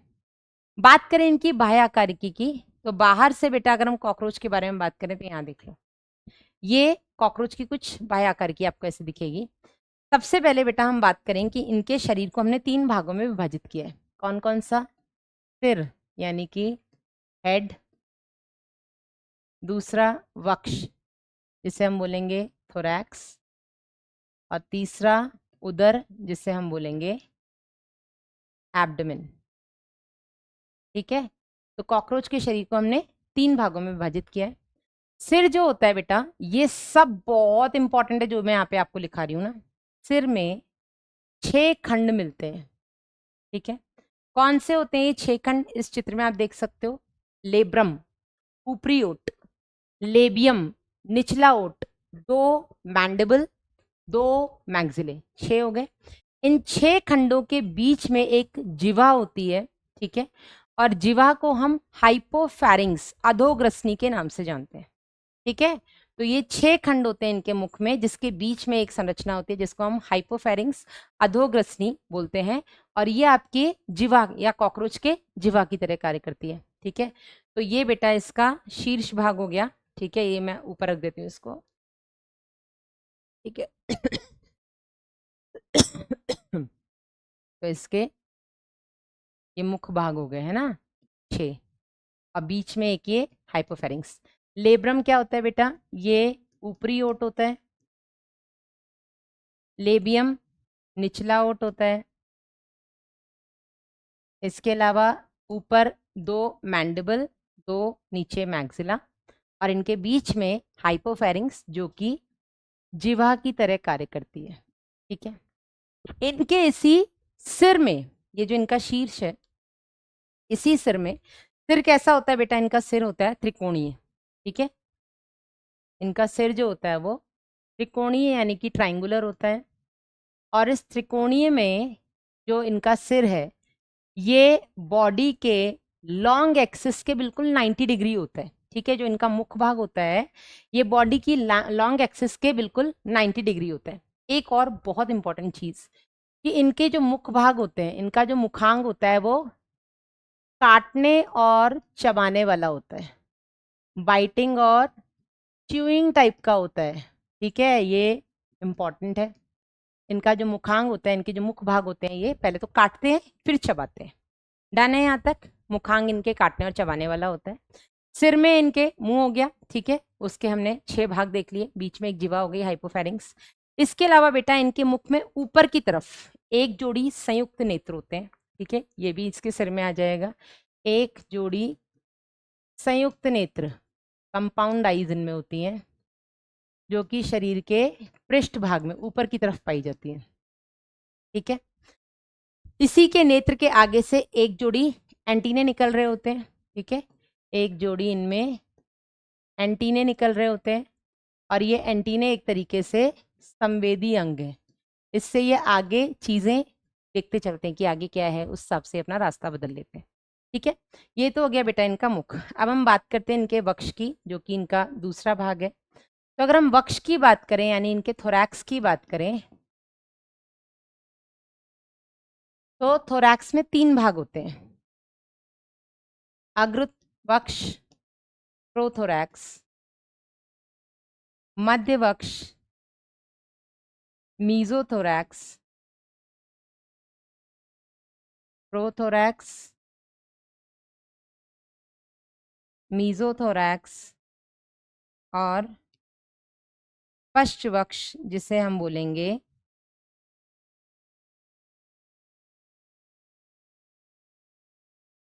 मेटाथोरैक्स। ठीक है, इंपॉर्टेंट ये है कि इन तीनों ही खंडों से एक जोड़ी टांग निकलती है। तो इनके पास कितनी टांग हो गई? 6। तीनों खंडों से एक एक जोड़ी निकलेगी तो टोटल कितनी हो गई? 6 टांगे हो गई इनके पास तीनों खंडों से। तो इनको ऐसे ही बोलते हैं अग्र वक्षीय टांग, मध्य वक्षीय टांग और पश्च वक्षीय टांग। इसके अलावा वक्ष से एक बहुत इंपॉर्टेंट चीज जो क्वेश्चन भी आया आपके रिसेंटली नीट में, वो ये कि इनके मध्य और पश्च वक्ष से एक एक जोड़ी पंख निकलते हैं। ठीक है, तो यहां से जो पंख निकलते हैं इनको हम बोलते हैं अग्रपंख, क्योंकि आगे वाले तो यही है ना मध्य पक्षीय पंख, और ये हो गए इनके पश्च पंख जो कि पश्च वक्षीय खंड से निकल रहे हैं। ठीक है, अग्रपंख को बेटा हम टेगमेन नाम से जानते हैं। ठीक है, अग्रपंख जो होते हैं ये बड़े होते हैं। ठीक है, ये ओपेक होते हैं, अपारदर्शी होते हैं। ठीक है, अग्रपंख कैसे होते हैं? अपारदर्शी होते हैं और बड़े लेदरी होते हैं, मतलब लेदर जैसे होते हैं, और ये पश्च पंख को ढके रहते हैं। पश्च पंख को विश्राम अवस्था में ढकते हैं। अब पश्च पंख जो होते हैं बेटा ये छोटे होते हैं, पारदर्शी होते हैं, और ये उड़ने में मदद करते हैं। उड़ने वाला कॉकरोच देखा है? तो ये पश्च पंख की मदद से उड़ते हैं। ठीक है, अग्र पंख को बेटा हम टेगमेन के नाम से भी जानते हैं। एक और चीज बेटा, इनका पूरा शरीर जो होता है, ये हो गया इसके पंखों के बारे में। ठीक है, इनके पूरे शरीर पर बाह्य कंकाल पाया जाता है जो कि काइटिन का बना होता है, और ये बाह्य कंकाल को बेटा हम कटक बोलते हैं। क्या बोलते हैं इनको? हम स्क्लेराइट्स बोलते हैं। अब यही कटक शरीर के ऊपर मतलब प्लेट के रूप में पाए जाते हैं, छोटे छोटे ऐसे कटक पाए जाते हैं ऊपरी भाग में, निचले भाग में। तो ऊपर मतलब पृष्ठ भाग में जिनको हम पृष्ठकांश बोलते हैं, नीचे अधर भाग में अधरकांश बोलते हैं। तो कटक ऊपर की तरफ हो गए पृष्ठकांश, पृष्ठकांश। ठीक है, पृष्ठ में इनको हम टर्गाइट्स के नाम से जानते हैं, और नीचे की तरफ अधरकांश होते हैं जिनको हम स्टेरनाइट्स के नाम से जानते हैं। और ये दोनों आपस में एक पतली लचीली संधिकारी झिल्ली से आपस में जुड़े होते हैं। तो संधिकारी झिल्ली, आर्थ्रोडियल मेम्ब्रेन, इनको पृष्ठकांश और अधरकांश को आपस में जोड़े रखती है। डन। अब हम बात कर लेते हैं इसके, ये पूरे पूरे कॉकरोच के शरीर में पाए जाते हैं। ठीक है, तो बाह्य कंकाल पूरे कॉकरोच के शरीर में पाया जाता है। अब हम बात करते हैं जरा इनके तीसरे भाग, यानी कि इनके सिर, वक्ष और उदर। उदर मतलब कि एब्डोमेन की, जो कि सबसे पीछे का भाग होता है। इस एब्डोमेन में बेटा 10 खंड होते हैं। कितने? 10 सेगमेंट्स होते हैं। नर और मादा में एक छोटा सा यहाँ पर आप अंतर देखेंगे। हम बात करें पहले मादा की, फिर हम बात करेंगे नर की। तो मादा में 7वां जो अधरकांश है, 7वां स्टर्नाइट जो होता है, ये नौकाकार होता है। ठीक है, 7वां जो अधरकांश है ये नाव के आकार का होता है। कैसा होता है? नाव के आकार का होता है। ये 8वें और 9वें के साथ मिलकर के जेनाइटल पाउच, यानी एक तरीके से जनन पाउच का निर्माण करता है। इसका जनन पाउच का, एक ऐसे थैली, जनन थैली का निर्माण करता है। नर के अंदर अगर हम बात करें बेटा, तो 9 एवं 10, 9th और 10th पृष्ठकांश,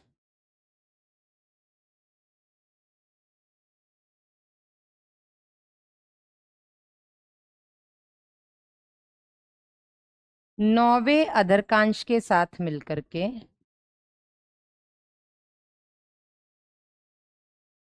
एक चैम्बर बनाती है जहाँ पे से स्पर्म्स निकलेंगे। ठीक है, तो ये थोड़ा इंपॉर्टेंट है, इसमें स्पेशली ये वाला बहुत इंपॉर्टेंट है। एक चीज आपको यहाँ पर और पता होनी चाहिए कि जो कॉकरोच होता है बेटा, कॉकरोच में लैंगिक द्विरूपता देखने को मिलती है। ठीक है, कॉकरोच में लैंगिक द्विरूपता देखने को मिलती है। लैंगिक द्विरूपता मतलब आप देखकर बता सकते हो कि कौन सा नर है और कौन सा मादा है। ठीक है, इसको हम बोलते हैं सेक्सुअल डायमॉर्फिज्म। तो कैसे देखने को मिलती है लैंगिक द्विरूपता? इनमें जो नर होते हैं बेटा, इनमें जो नर होते हैं इनके पास एक और चीज मैं यहाँ लिख देती हूँ, चाहे नर कॉकरोच हो चाहे मादा कॉकरोच हो, 10वें खंड से एक संरचना निकलती है जिसको हम बोलते हैं एनल सर्काई, नर और मादा दोनों में। ये एक तरीके से संवेदी अंग है। एनल सर्काई, गुदा करके कुछ बोलते हैं, ये एक तरीके से संवेदी अंग है। और केवल नर में एक गुदा शूक, शायद इसको हम बोलते हैं एनल स्टाइल, है ना, गुदा शूक पाए जाते हैं केवल नर में, ठीक है, जो कि मादा में नहीं पाए जाते हैं। दूसरा, नर में जो अग्रपंख होते हैं बेटा, नर में जो अग्रपंख होते हैं यानी कि मीजोथोरैसिक पंख बेटा, मध्यवक्षीय पंख, ये आखिरी जो उदर खंड है से आगे की ओर निकले होते हैं, मतलब इनमें बड़े पंख पाए जाते हैं, ठीक है। मादा में गुदाशूक अनुपस्थित होता है, ठीक है, मादा में गुदाशूक एनल स्टाइल नहीं पाया जाता। दूसरा, मादा में जो अग्रपंख होते हैं वो नर की तुलना में थोड़े छोटे होते हैं, ठीक है।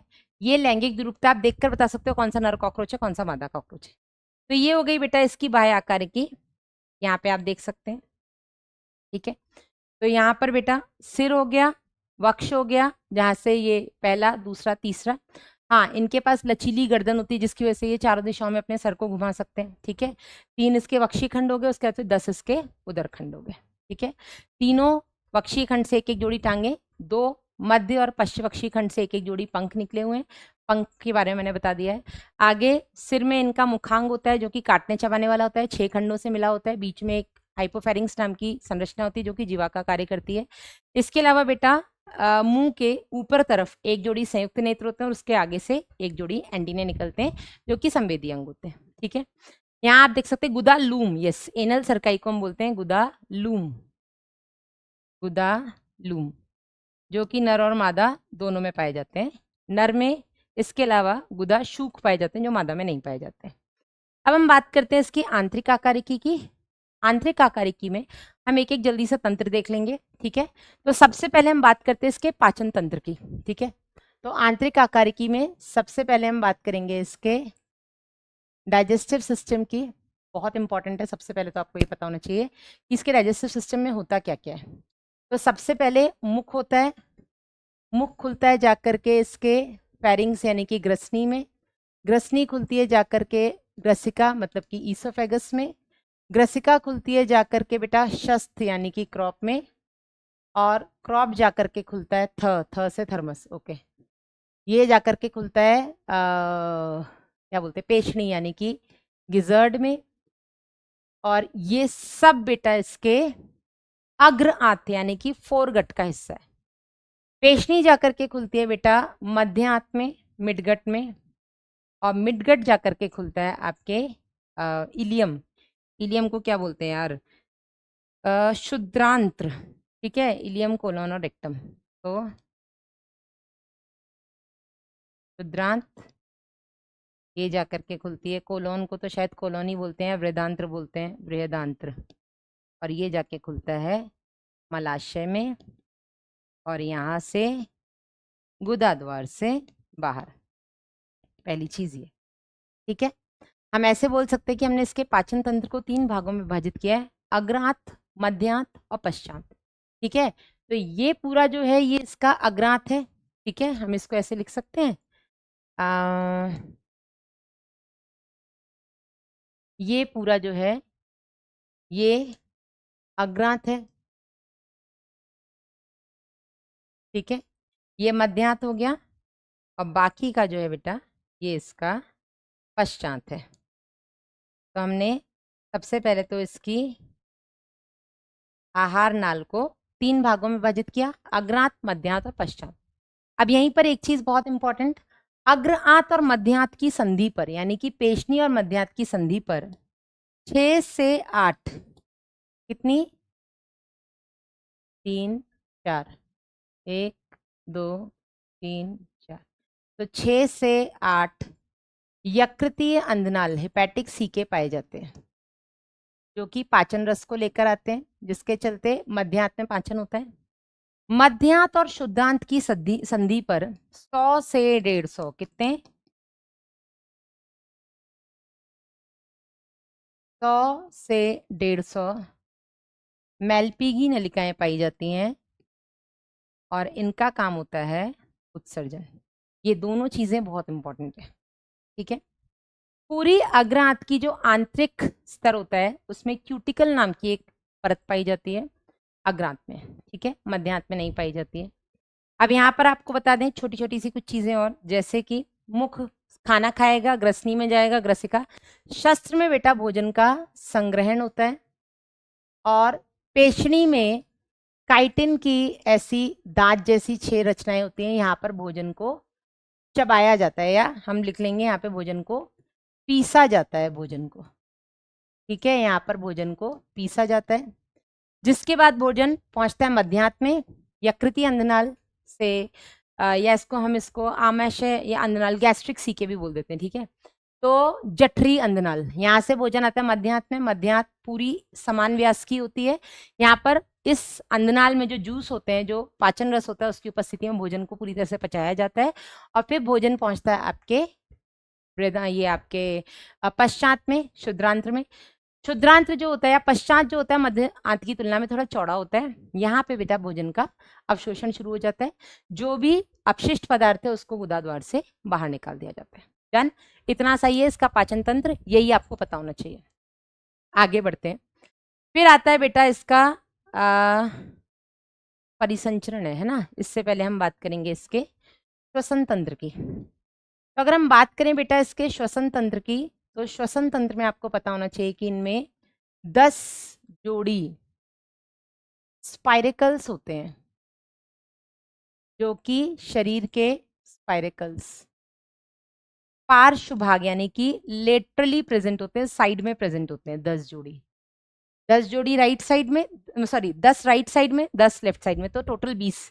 ठीक है, जोड़ी है ना 10 जोड़ी। ये स्पाइरिकल्स एक तरीके से आपके नासा द्वार की तरह काम करते हैं, जिनसे इस तरीके से अंदर ट्यूब आती है।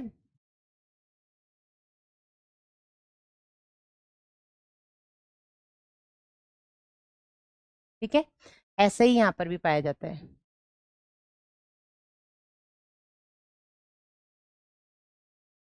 और ये आगे फिर छोटी छोटी ब्रांचेस में ऐसे विभाजित होती हैं।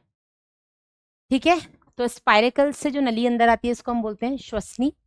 श्वसनी छोटी छोटी श्वसनिकाओं में विभाजित होती है, और श्वसनिकाओं एवं श्वसनिकाओं यानी कि ब्रोंक्यूल्स एवं कोशिकाओं के मध्य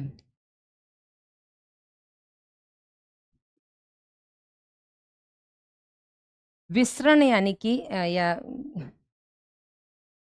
विनिमय, जिसको हम बोलेंगे डिफ्यूजन है ना, डिफ्यूजन द्वारा गैसों का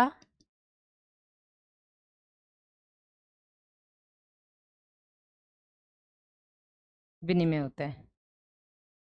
विसरण, विसरण बोलते हैं क्या डिफ्यूजन को? विसरण द्वारा, सरल विसरण द्वारा है ना, सिंपल डिफ्यूजन द्वारा गैसों का विनिमय होता है। ठीक है, प्रत्येक जो स्पाइरेकल है यहाँ पर अवरोधनी पाई जाती है, जो कि इनके खुलने और बंद होने में मदद करती है। ठीक है, यहाँ पर अवरोधनी पाई जाती है, जो कि इनके खुलने और बंद होने में मदद करती है। डन, केवल इतना होता है इसमें। तो श्वसन तंत्र में इनमें 10 जोड़ी स्पाइरिकल्स हैं। स्पाइरिकल्स नासा द्वार की तरह कार्य करते हैं, जिससे वायु अंदर और बाहर होती है। ठीक है, गैसों का विनिमय जो होता है वो सरल विसरण विधि द्वारा होता है, कोशिकाओं और श्वसनियों के बीच में। ठीक है, फिर हम बात करते हैं इनके परिसंचरण तंत्र की। तो सबसे पहला पॉइंट इनमें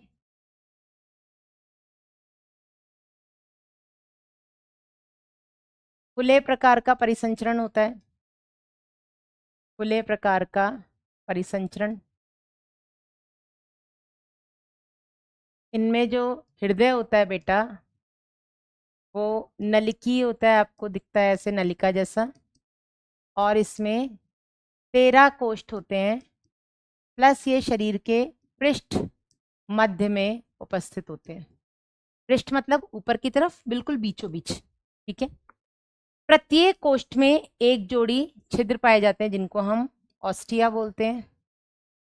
और ये ऑस्टिया के खुलने और बंद होने के लिए बेटा यहाँ पर ये एलरी पेशियां या पक्षाकार पेशियां पाई जाती हैं, ठीक है, जो इनके खुलने और बंद होने को रेगुलेट करती हैं, एलरी मसल्स। रक्त जो होता है बेटा वो हमेशा शरीर के पीछे से आगे की तरफ जाता है, यानी जो रक्त बहाव की दिशा होती है, रक्त बहाव जो होता है वो पश्च यानी कि पोस्टीरियर से, सबसे पीछे वाले से, अग्र यानी कि एंटीरियर की ओर पाया जाता है, ठीक है। ये हो गया इसमें इनका रक्त बहाव की दिशा। साथ ही साथ इनमें खुले प्रकार का परिसंचरण तंत्र इसलिए क्योंकि इनमें बहुत ज्यादा विकसित रक्त वाहिनियां नहीं पाए, मतलब रक्त वाहिनियां हैं लेकिन पुअरली डेवलप्ड है, बहुत विकसित नहीं है, ठीक है। और एक चीज यहाँ पर जो आपको पता होनी चाहिए वो इनके रक्त के बारे में, तो इनके रक्त को बेटा हम हीमोलिम्फ कहते हैं। क्या बोलते हैं? हीमोलिम्फ, लसिका द्रव्य बोलते हैं, ठीक है, लसिका द्रव्य।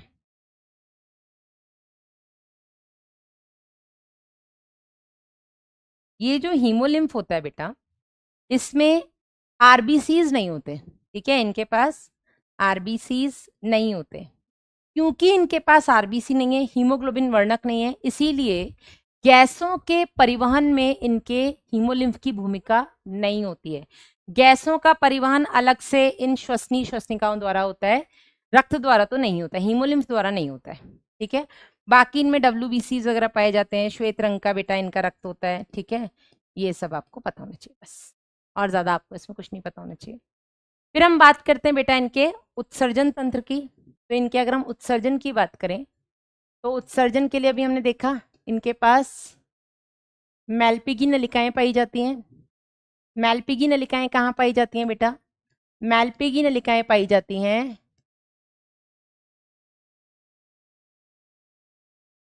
मध्य और पश्चात की संधि पर, ठीक है। पहली चीज संख्या में 100 से 150 और पीले रंग की, इसलिए मैं पीले रंग से ही लिख रही हूँ, ठीक है। इसके अलावा बेटा इनके पास इस मैल्पिगी नलिका का काम क्या होता है? जो हीमोलिम्फ है उस हीमोलिम्फ से नाइट्रोजनी अपशिष्ट को लेकर के पश्चात में डालना, और इनके गुदा द्वार से जो अपशिष्ट भोजन निकल रहा है उसी के साथ उत्सर्जी पदार्थ भी निकलेगा। ये बेटा यूरिक अम्ल उत्सर्जी होते हैं, यूरिको उत्सर्जी, क्योंकि ये यूरिक अम्ल का निष्कासन करते हैं। किसका? यूरिक एसिड का निष्कासन करते हैं, इसीलिए हम बेटा इनको यूरिकोत्सर्जी बोलते हैं, ठीक है। इसके अलावा बेटा इनके पास कुछ अन्य यूरिकोज ग्रंथि हो गई,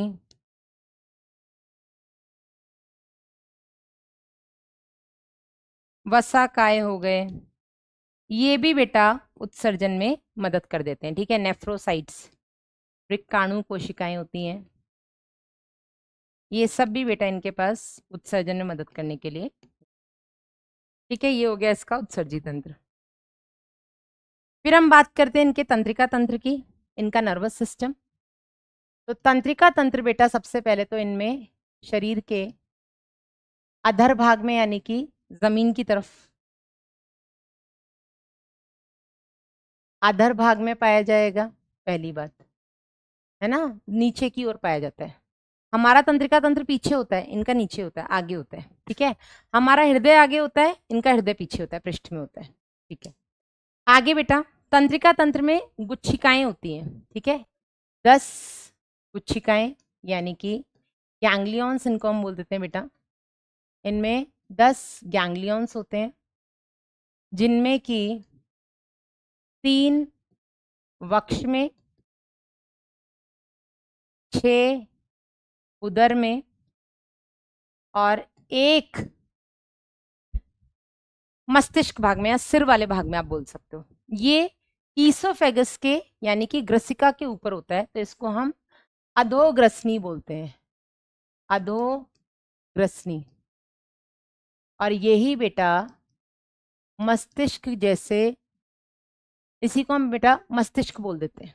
ठीक है, ये जो गुच्छिकाएं हैं ये दो अनुदैर्ध्य कनेक्टिव टिश्यू संयोजी ऊतक की दो ऐसी अनुदैर्ध्य लड़ियां जैसी होती हैं संरचनाएं, उनके ऊपर बेटा ये गुच्छिकाएं पाई जाती हैं। ठीक है, और इन्हीं से ऐसे शाखाएं निकलती हैं जो कि उस खंड में सप्लाई करती हैं, उस खंड को कंट्रोल करती हैं। ठीक है, तो जो ये मस्तिष्क है क्योंकि ये ग्रसिका के ऊपर है, ये सिर वाले भाग में, तो ये किसको सप्लाई करेगा? ये इसके एंटीने को सप्लाई करेगा, है ना, ये इसके संयुक्त नेत्र को सप्लाई करेगा, मुखांग को सप्लाई करेगा। ठीक है, तो इन सब का कंट्रोल जो होगा वो इस वाले गुच्छिका से होगा। बाकी वक्ष में जो गुच्छिका है ये टांगों को और पंखों को कंट्रोल करेगी, उधर में जो गुच्छिका है वो उधर के सारे भागों को कंट्रोल करेंगी। ठीक है, और यहां से एक क्वेश्चन आता है कि यदि कॉकरोच के आप सर को काट भी देते हो तो भी वो हफ्ते भर तक जिंदा रहता है, क्यों? क्योंकि उसके सिर में केवल एक गुच्छिका है। एक गुच्छिका के कटने से भी उसकी 9 गुच्छिकाएं बाकी बॉडी को कंट्रोल कर सकती हैं, नियंत्रित कर सकती हैं, उनके बीच में समन्वय बनाए रख सकती हैं, तो वो हफ्ते 10 दिन जिंदा रहता है। फिर मैडम हफ्ते 10 दिन बाद भी क्यों ही मर जाता है? फिर बिना सर के तो आगे भी जिंदा रह सकता है ना? नहीं रहता, क्योंकि बेटा बिना सिर के मुखांग कट गए ना तो खाने के अभाव में भूखे पेट मर जाता है बेचारा, खाना नहीं खा पाता। तो उस 7-8 दिन में जो भी उसके शरीर में संग्रहित वसा वगैरह है उसी से वो ऊर्जा लेता है, और जब वो बिल्कुल खत्म हो जाता है तो वो मर जाता है। डन, तो ये हो गया इसका तंत्रिका तंत्र। फिर हम बात करेंगे इसके संवेदी तंत्र की। तो इसके सेंसरी सिस्टम में क्या आता है बेटा? तो इसके संवेदी तंत्र में सबसे पहले तो एक जोड़ी संयुक्त नेत्र, कंपाउंड आईज,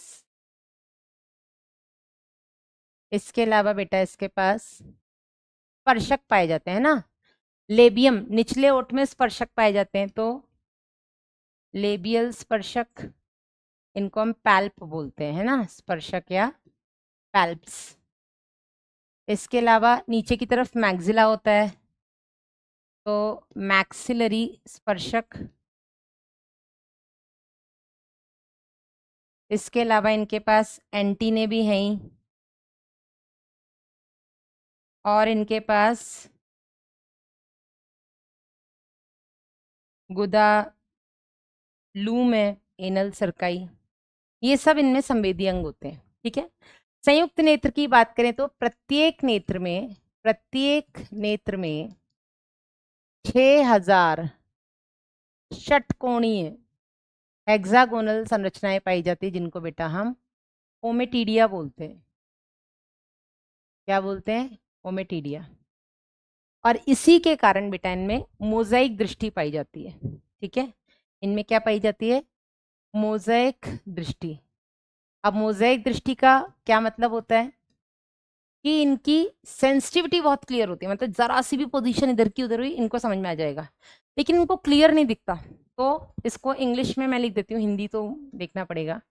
हाई सेंसिटिविटी और लो रेजोल्यूशन। अगर एनसीईआरटी आपके सामने खुली हुई है तो आप उसको समझ सकते हैं। ठीक है, इनको उतना क्लियर नहीं दिखता, लेकिन जरा सी भी पोजीशन चेंज इनको बहुत आसानी समझ में आ जाती है। इसको हम बोलते हैं मोजाइक दृष्टि, और यही कारण है कि ये रात्रि चरण दिन को रात को बहुत ही क्लियर दिखाई देता है।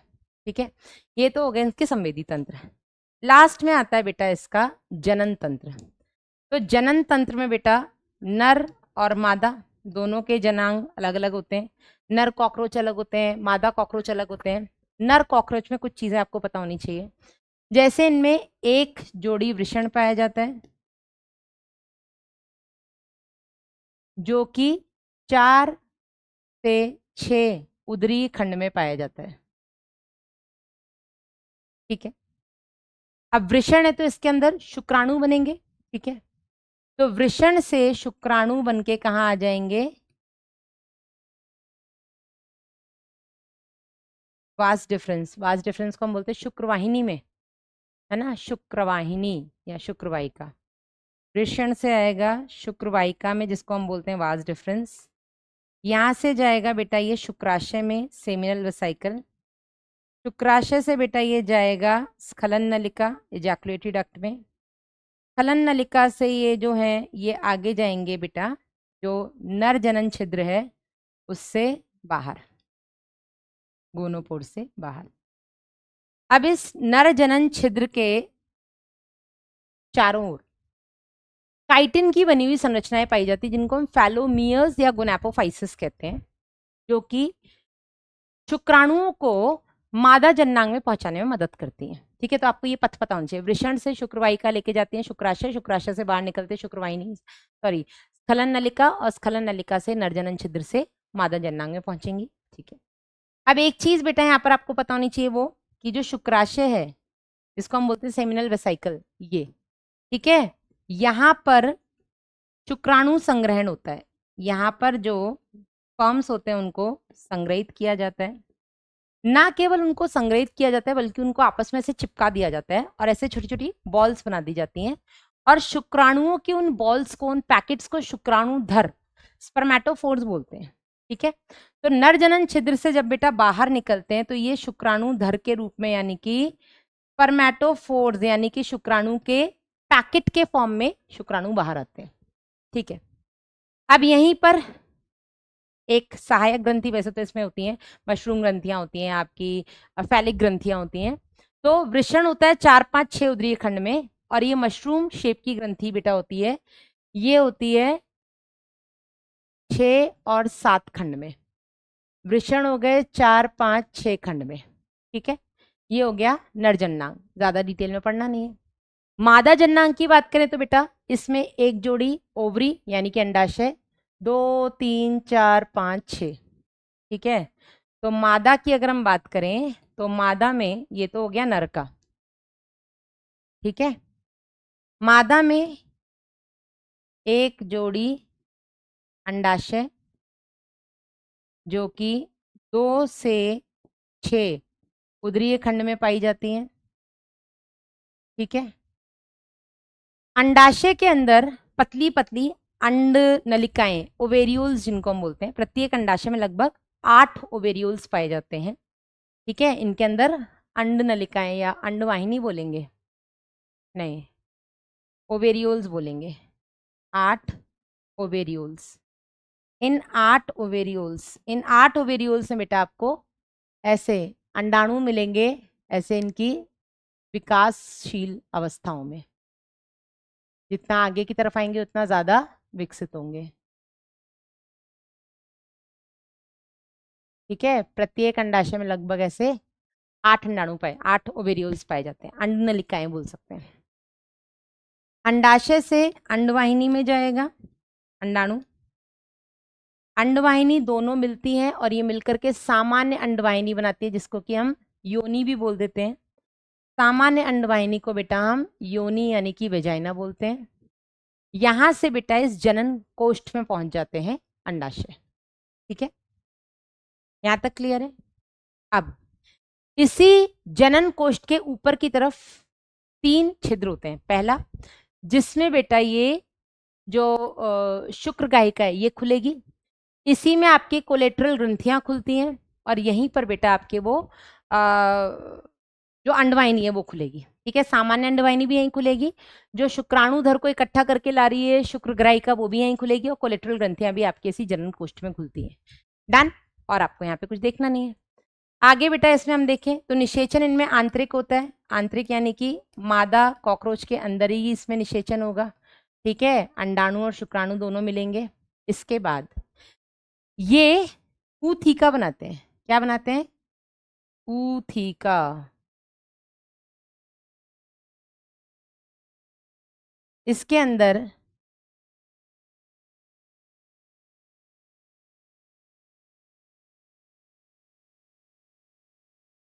ठीक है, इसके अंदर निषेचित अंडे पाए जाते हैं। ऊथिका के अंदर निषेचित अंडे पाए जाते हैं। एक मादा कॉकरोच एक बार में 9 से 10 ऊथिके बाहर निकालती है, और प्रत्येक ऊथिके में, हर एक ऊथिके में लगभग 14 से 15 निषेचित अंडे पाए जाते हैं। ठीक है, ये क्लियर है सबको? ये क्लियर है सबको कि एक जो मादा कॉकरोच होती है बेटा, वो एक बार में 9 से 10 ऊतके निकालती है और सबके अंदर 14 से 15 या 15 से 16 आप बोल सकते हो, 14 से 16 निषेचित अंडे पाए जाते हैं।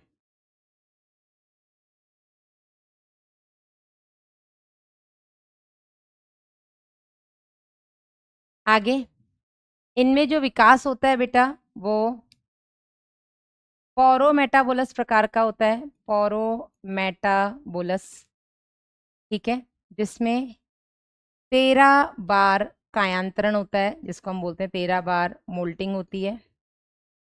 पोरोमेटाबोलस प्रकार का विकास मतलब इसमें पहले तो अंडाणु बनता है, फिर निम्फ स्टेज आती है, फिर जाकर के वयस्क बनते हैं। ठीक है, तो अंडाणु, यहाँ से निम्फ, और निम्फ के बाद बेटा वयस्क। ठीक है, आखिरी कायांतरण से पहले जो निम्फ अवस्था होती है उसमें बेटा विंग पैड्स, जो पंख के जो पैड्स हैं वो देखने को मिलते हैं। निम्फल अवस्था में कोई पंख नहीं होता है। कॉकरोच की बेटा अगर हम बात करें कि हमारे ये किस काम के, तो हमारे ये किसी काम के नहीं है, केवल हमारे घरों में पीड़क की तरह काम करते हैं, हमारे घरों में बीमारियां फैलाने का काम करते हैं। इसके अलावा हमारे घर की चीज़ों को खराब करते हैं, खाने पीने की चीज़ों को, और इनका जो फीसिस होता है, जो इनका अपशिष्ट होता है, उससे बहुत बदबू आती है। बस ये गंदगी करते हैं। ठीक है, इनसे हमें किसी प्रकार का कोई लाभ नहीं है। यहाँ पे खत्म होता है आपका कॉकरोच। मैंने क्विक रिवाइज करा दिया है। अब हम बात करते हैं मेंढक की। तो मेंढक बेटा आपके संघ कॉर्डेटा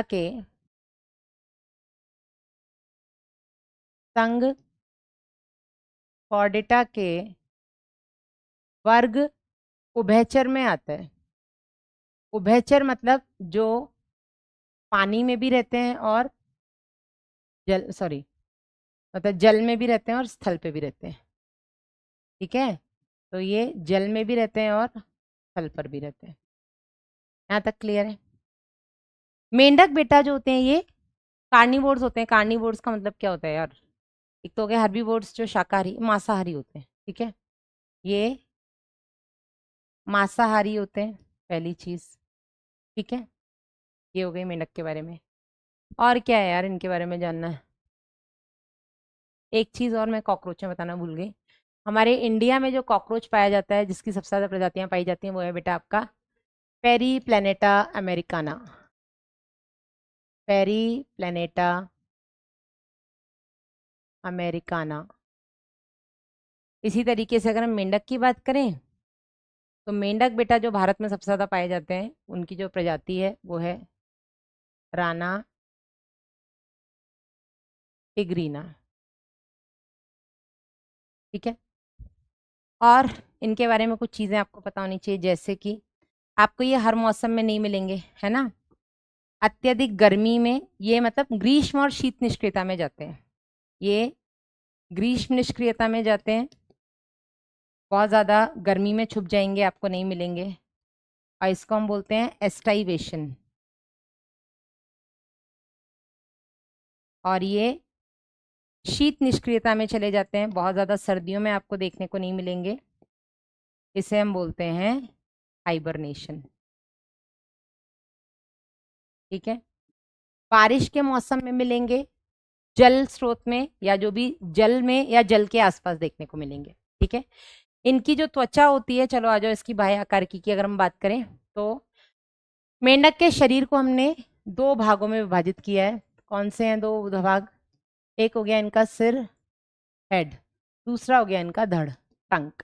इनमें गर्दन और पूंछ दोनों ही नहीं पाई जाती, पहली चीज।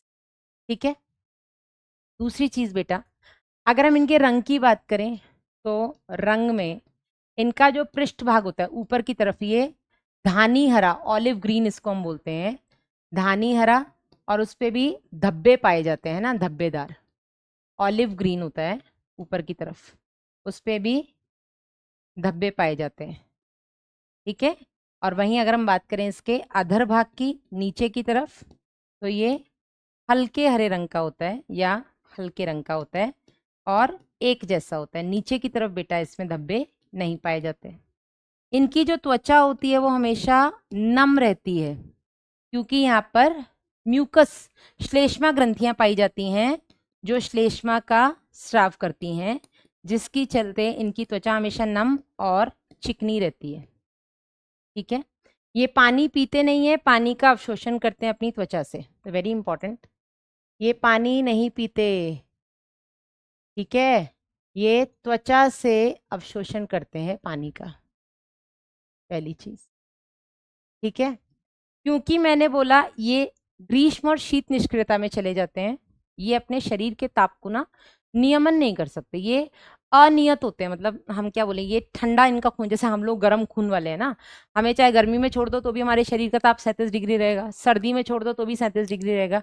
इनके शरीर का ताप बाहर की तरफ, बाहर के वातावरण के हिसाब से बदल जाता है, तो इसलिए हम इनको बोलते हैं कि ये पोइकिलो थर्मस होते हैं, पोई किलो थर्मस, है ना, ठंडे खून वाले होते हैं। हिंदी में मुझे याद नहीं आ रहा एग्जैक्टली क्या बोलते हैं।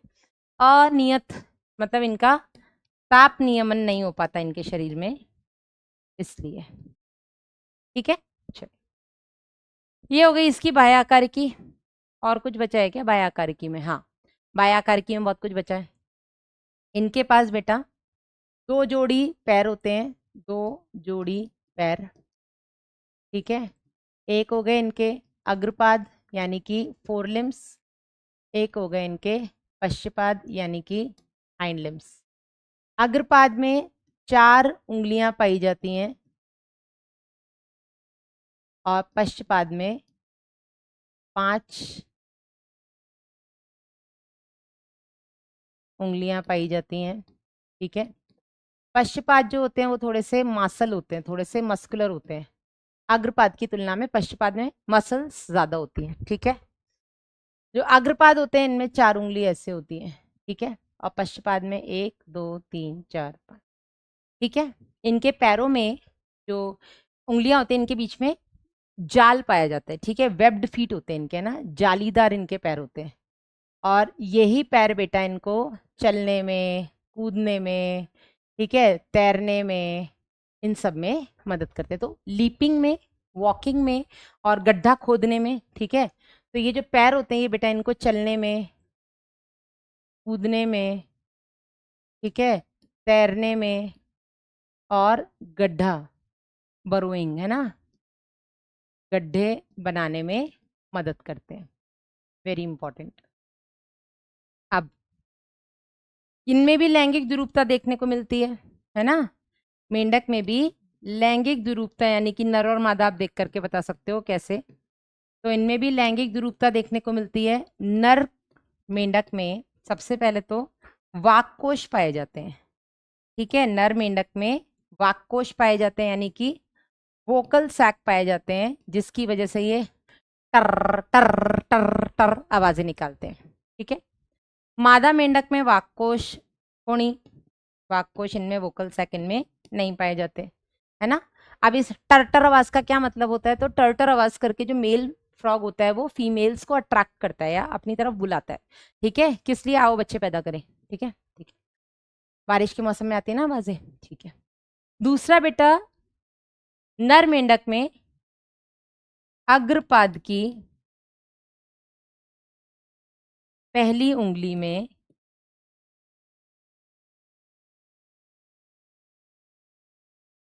मैथुनांग पाया जाता है, कॉपुलेटरी पैड पाया जाता है।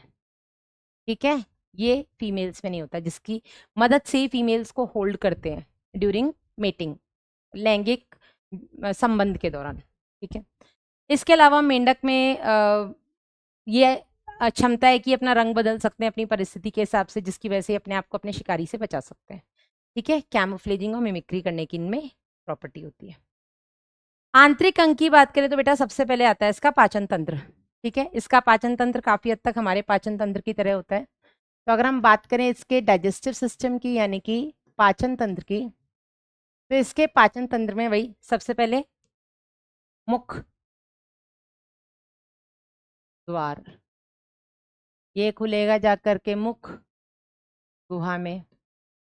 मुख गुहा खुलेगी जाकर के ग्रसनी पैरिंग्स में, ये खुलेगा जाके ग्रसिका ईसोफेगस में, ग्रसिका खुलेगी जाकर के आमाशय में, आमाशय खुलेगी जाकर के छोटी आंत में, छोटी आंत खुलेगी जाकर के आगे बृहदांत्र में या मलाशय में,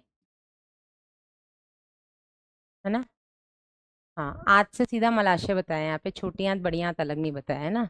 तो आंत में, आंत से सीधा मलाशय में, अब मलाशय से जाएगा अवस्कर। इसमें ये अवस्कर एक नई चीज है जो आपको कहीं और देखने को नहीं मिलती है, ठीक है। और अवस्कर से, अवस्कर द्वार द्वारा जो भी वेस्ट है उसको बाहर निकाल दिया जाता है, ठीक है। तो मुख द्वार से भोजन को लिया जाएगा, मुख गुहा में जाएगा, वहां से ग्रसनी, ग्रसनी से ग्रसिका, ग्रसिका से आमाशय, आमाशय में रस आता है, इस आमाशय में रस आता है जिससे कि पाचन होता है, ठीक है। यहाँ पर प्रोटीन का पाचन होता है। आंत में यकृत, यकृत से पित्ताशय और पित्ताशय से आंत में, और यहाँ पर बेटा अग्नाशय यानी कि पैनक्रियास से आंत में रस आता है। अग्नाशय से अग्नाशयी रस, पित्ताशय से पित्ताशयी रस, और ये दोनों बेटा जो रस होते हैं ये पहले तो अलग अलग वाहिनी से यहाँ से ये आकर के अग्नाशय की वाहिनी में खुल जाएगा, और यहाँ से ये दोनों सामान्य वाहिनी मिला करके आंत में लेकर के आएंगी। यकृत या पित्ताशय, यकृत में पित्तरस बनता है, पित्ताशय में जाके संग्रहित होता है, पित्ताशय से निकलता है पित्त वाहिनी से, अग्नाशय की वाहिनी में जो अग्नाशयी रस आ रहा है वो मिलकर के यकृत अग्नाशयी रस आकर के खुलता है आंत में। जो पित्तरस होता है बेटा, जो पित्तरस होता है, इस पित्तरस से वसा पाचन होता है, ठीक है। हालांकि इसमें किसी तरीके का एंजाइम नहीं होता, लेकिन ये वसा पाचन में मदद करता है, ठीक है। वहीं जो अग्नाशयी रस है, जो कि अग्नाशय ग्रंथि से आ रहा है, अग्नाशयी रस, ये अग्नाशयी रस बेटा सभी प्रोटीन, शर्करा, वसा, इन सब का पाचन कराने में आंत में मदद करता है। तो आंत में क्या होता है बेटा, आंत में पूर्ण पाचन होता है, और पूर्ण पाचन के बाद यहाँ पर अवशोषण होता है, और जो वेस्ट होता है बेटा वो मलाशय से होते हुए अवस्कर में संग्रहित होता है, और इसी अवस्कर द्वार से बाहर। डन, बहुत आसान, कुछ भी नहीं है इसमें, क्योंकि ये कार्निवोर्स है ना, ये मांसाहारी है, इसीलिए बेटा इनकी आहार नाल की लंबाई बहुत छोटी होती है, आहार नाल इनकी बहुत छोटी होती है क्योंकि ये मांसाहारी होते हैं। सबसे लंबी आहार नाल होती है बेटा जो शाकाहारी होते हैं, जो घास खाते हैं उनकी, ठीक है। Okay fine. पाचन तंत्र के बाद हम बात करेंगे इनके भी श्वसन तंत्र की। तो श्वसनांग क्या क्या होते हैं बेटा इनमें, तो क्योंकि मैंने बोला ये जल में भी रहते हैं, स्थल पर भी रहते हैं, तो जब बेटा ये जल में रहते हैं, पानी में रहते हैं, वहां पर इनकी त्वचा श्वसनांग का काम करती है। जब ये स्थल पर रहते हैं, ठीक है, स्थल पर इनकी त्वचा श्वसनांग का काम करती है, साथ ही इनके पास फेफड़े होते हैं, और बेटा इनकी मुख ग्रसनी गुहा, बक्को फेरिंजियल कैविटी, ये बेटा श्वसन में मदद करती है। जब बेटा ये बिलों में छुप जाते हैं, है ना, ग्रीष्म और शीत निष्क्रियता के दौरान, उस समय भी इनकी त्वचा ही श्वसनांग का कार्य करती है, ये आपको पता होना चाहिए। तो मेन बेटा जो इनमें श्वसनांग है वो है इनका स्किन। फिर हम बात करते हैं इनके परिसंचरण तंत्र की, यानी कि सर्कुलेटरी सिस्टम की। तो इनके परिसंचरण में आपको पता होना चाहिए कि इनके पास बंद प्रकार का closed type of circulatory system पाया जाता है, ठीक है। हृदय जो होता है इनका बेटा वो 3 कोष्ठीय होता है। हृदय इनका 3 चैम्बर्ड होता है, 3 कोष्ठीय, जिसमें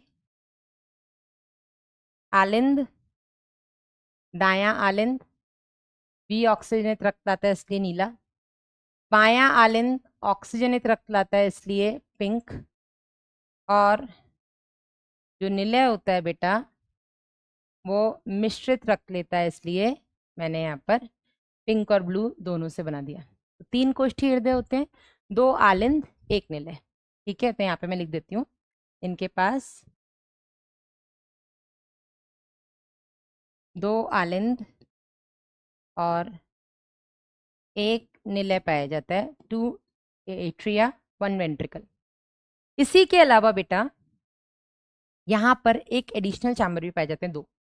यहाँ पर एक कोनस आर्टीरियोसस और साइनस विनोसस, इसको हम बोलते हैं बेटा कोनस आर्टीरियोसस, शंकु, धमनी शंकु है ना, आर्टीरियोसस,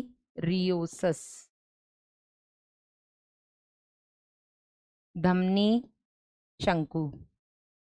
ये नीचे यानी कि अधर में उपस्थित होती है। और पृष्ठ में यहाँ पे एक होता है साइनस विनोसस।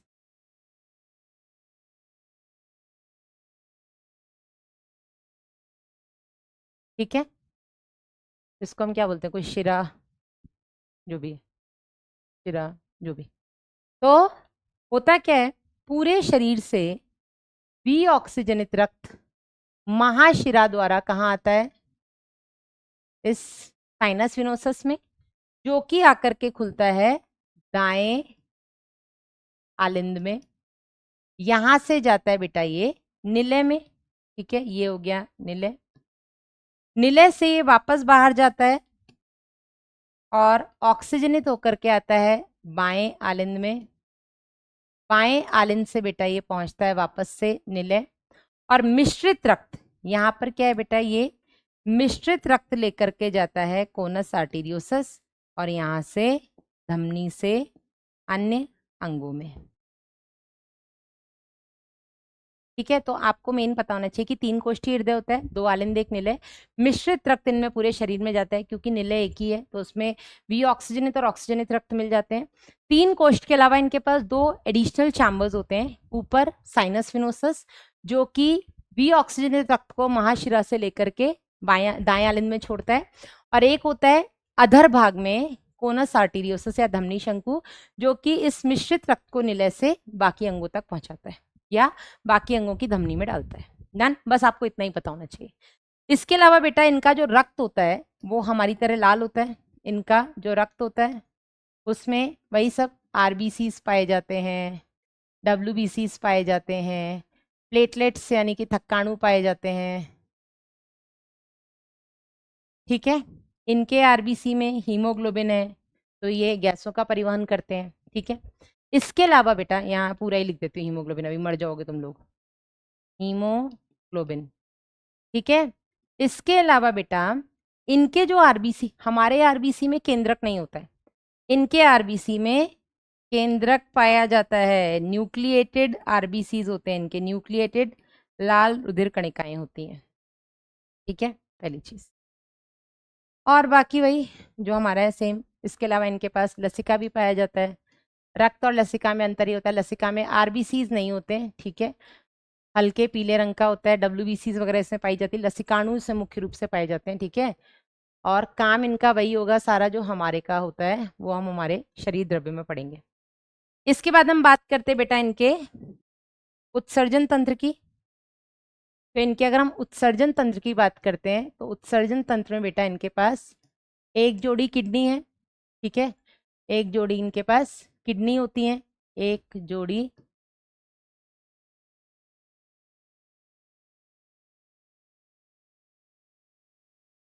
किडनी यानी कि वृक्क। ठीक है, लाल रंग की, और बीन, बीन यानी कि फली के आकार की, क्या बोलते हैं, सेम, क्या, बीन शेप्ड है ना, लंबी लंबी होती है, बीन आकार की, बीन फली, यार क्या बोलते हैं, सेम बोलते हैं क्या, सेम के आकार की।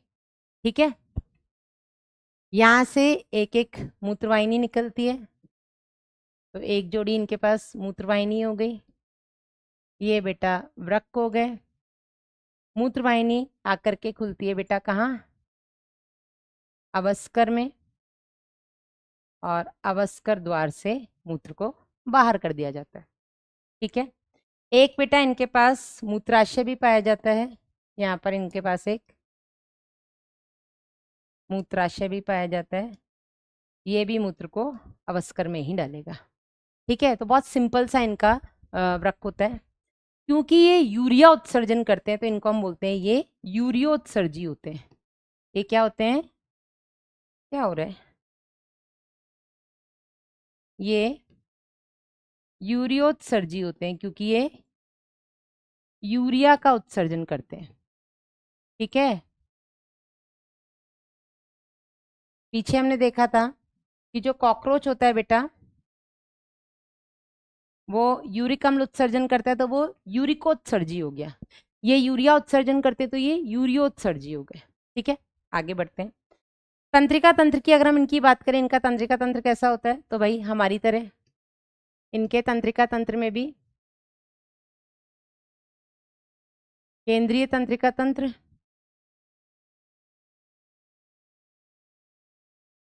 और परिधीय तंत्रिका तंत्र पेरिफेरल नर्वस सिस्टम पाया जाता है। इसमें मस्तिष्क आ जाएगा और मेरु रज्जु आ जाएगा, ब्रेन और स्पाइनल कॉर्ड। परिधीय तंत्रिका तंत्र में तंत्रिकाएं आती हैं और स्वायत्त तंत्रिका तंत्र आता है। स्वायत्त तंत्रिका तंत्र भी दो प्रकार का होता है, अनुकंपी सिंपैथेटिक जो इमरजेंसी में काम करता है और परानुकंपी पैरासिम्पैथेटिक जो नॉर्मल कंडीशन में काम करता है। अब तंत्रिकाओं में कपाली और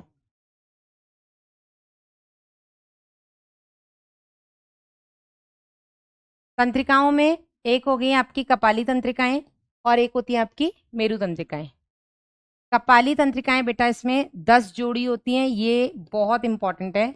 हमारे अंदर 12 जोड़ी होती हैं, बाकी इनमें मेरु तंत्रिकाएं होती हैं।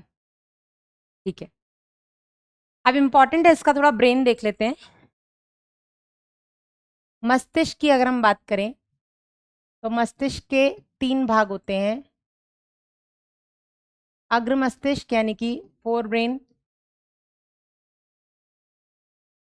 मध्य मस्तिष्क यानी कि मिड ब्रेन और पश्च मस्तिष्क यानी कि हाइंड ब्रेन। ठीक है, अग्र मस्तिष्क में बेटा घ्राण पालियां आती हैं, ऑल्फैक्टरी लोब्स। ठीक है, एक जोड़ी घ्राण पालियां।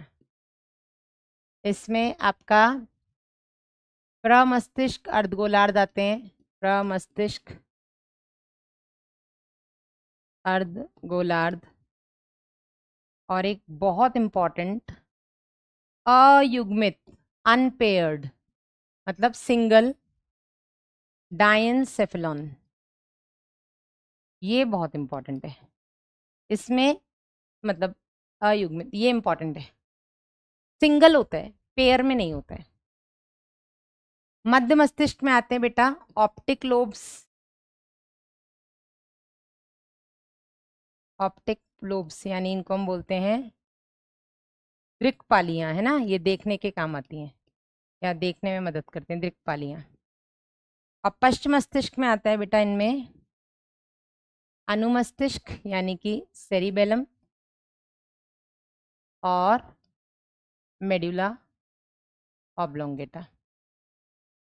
ठीक है, मस्तिष्क जो होता है वो अस्थि की संरचना यानी कि कपाल के अंदर सुरक्षित रहता है, ये मैं स्टार बना के लिख देती हूँ यहाँ पे। मस्तिष्क कपाल के अंदर स्थित होता है, कपाल अस्थि से बनी संरचना है ना, के अंदर, और मेडुला जो होता है ये कपाल के फोरामेन मैग्नम एक रंध्र होता है उसके अंदर, इससे बाहर निकलते ही से बाहर आकर या बाहर निकलकर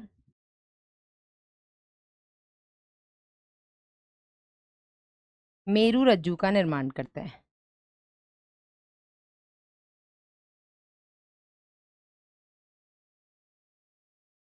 ठीक है, पहली चीज। तो मस्तिष्क अस्थि की एक संरचना है, कपाल उसके अंदर स्थित होता है। इस कपाल में छोटे छोटे छेद होते हैं, इन्हीं में नीचे की तरफ एक बड़ा सा छेद होता है जिसको हम फोरामेन मैग्नम बोलते हैं। और ये मेडुला जो कि मस्तिष्क का ही एक भाग है, ये मेडुला इस फोरामेन मैग्नम से बाहर निकल करके मेरु यानी कि स्पाइनल कॉर्ड का निर्माण करता है। डन है यहां तक? चलिए, इसके बाद हम बात करते हैं मस्तिष्क के बाद तंत्रिका तंत्र हो गया।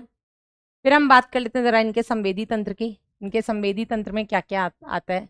तो जो हमारे पास होता है सब कुछ इनके पास होता है। तो इनके पास भी बेटा स्वाद के लिए स्वादग्राही इनकी जीभ पे, ठीक है। अच्छा, इनकी जीवा बहुत इंपॉर्टेंट है।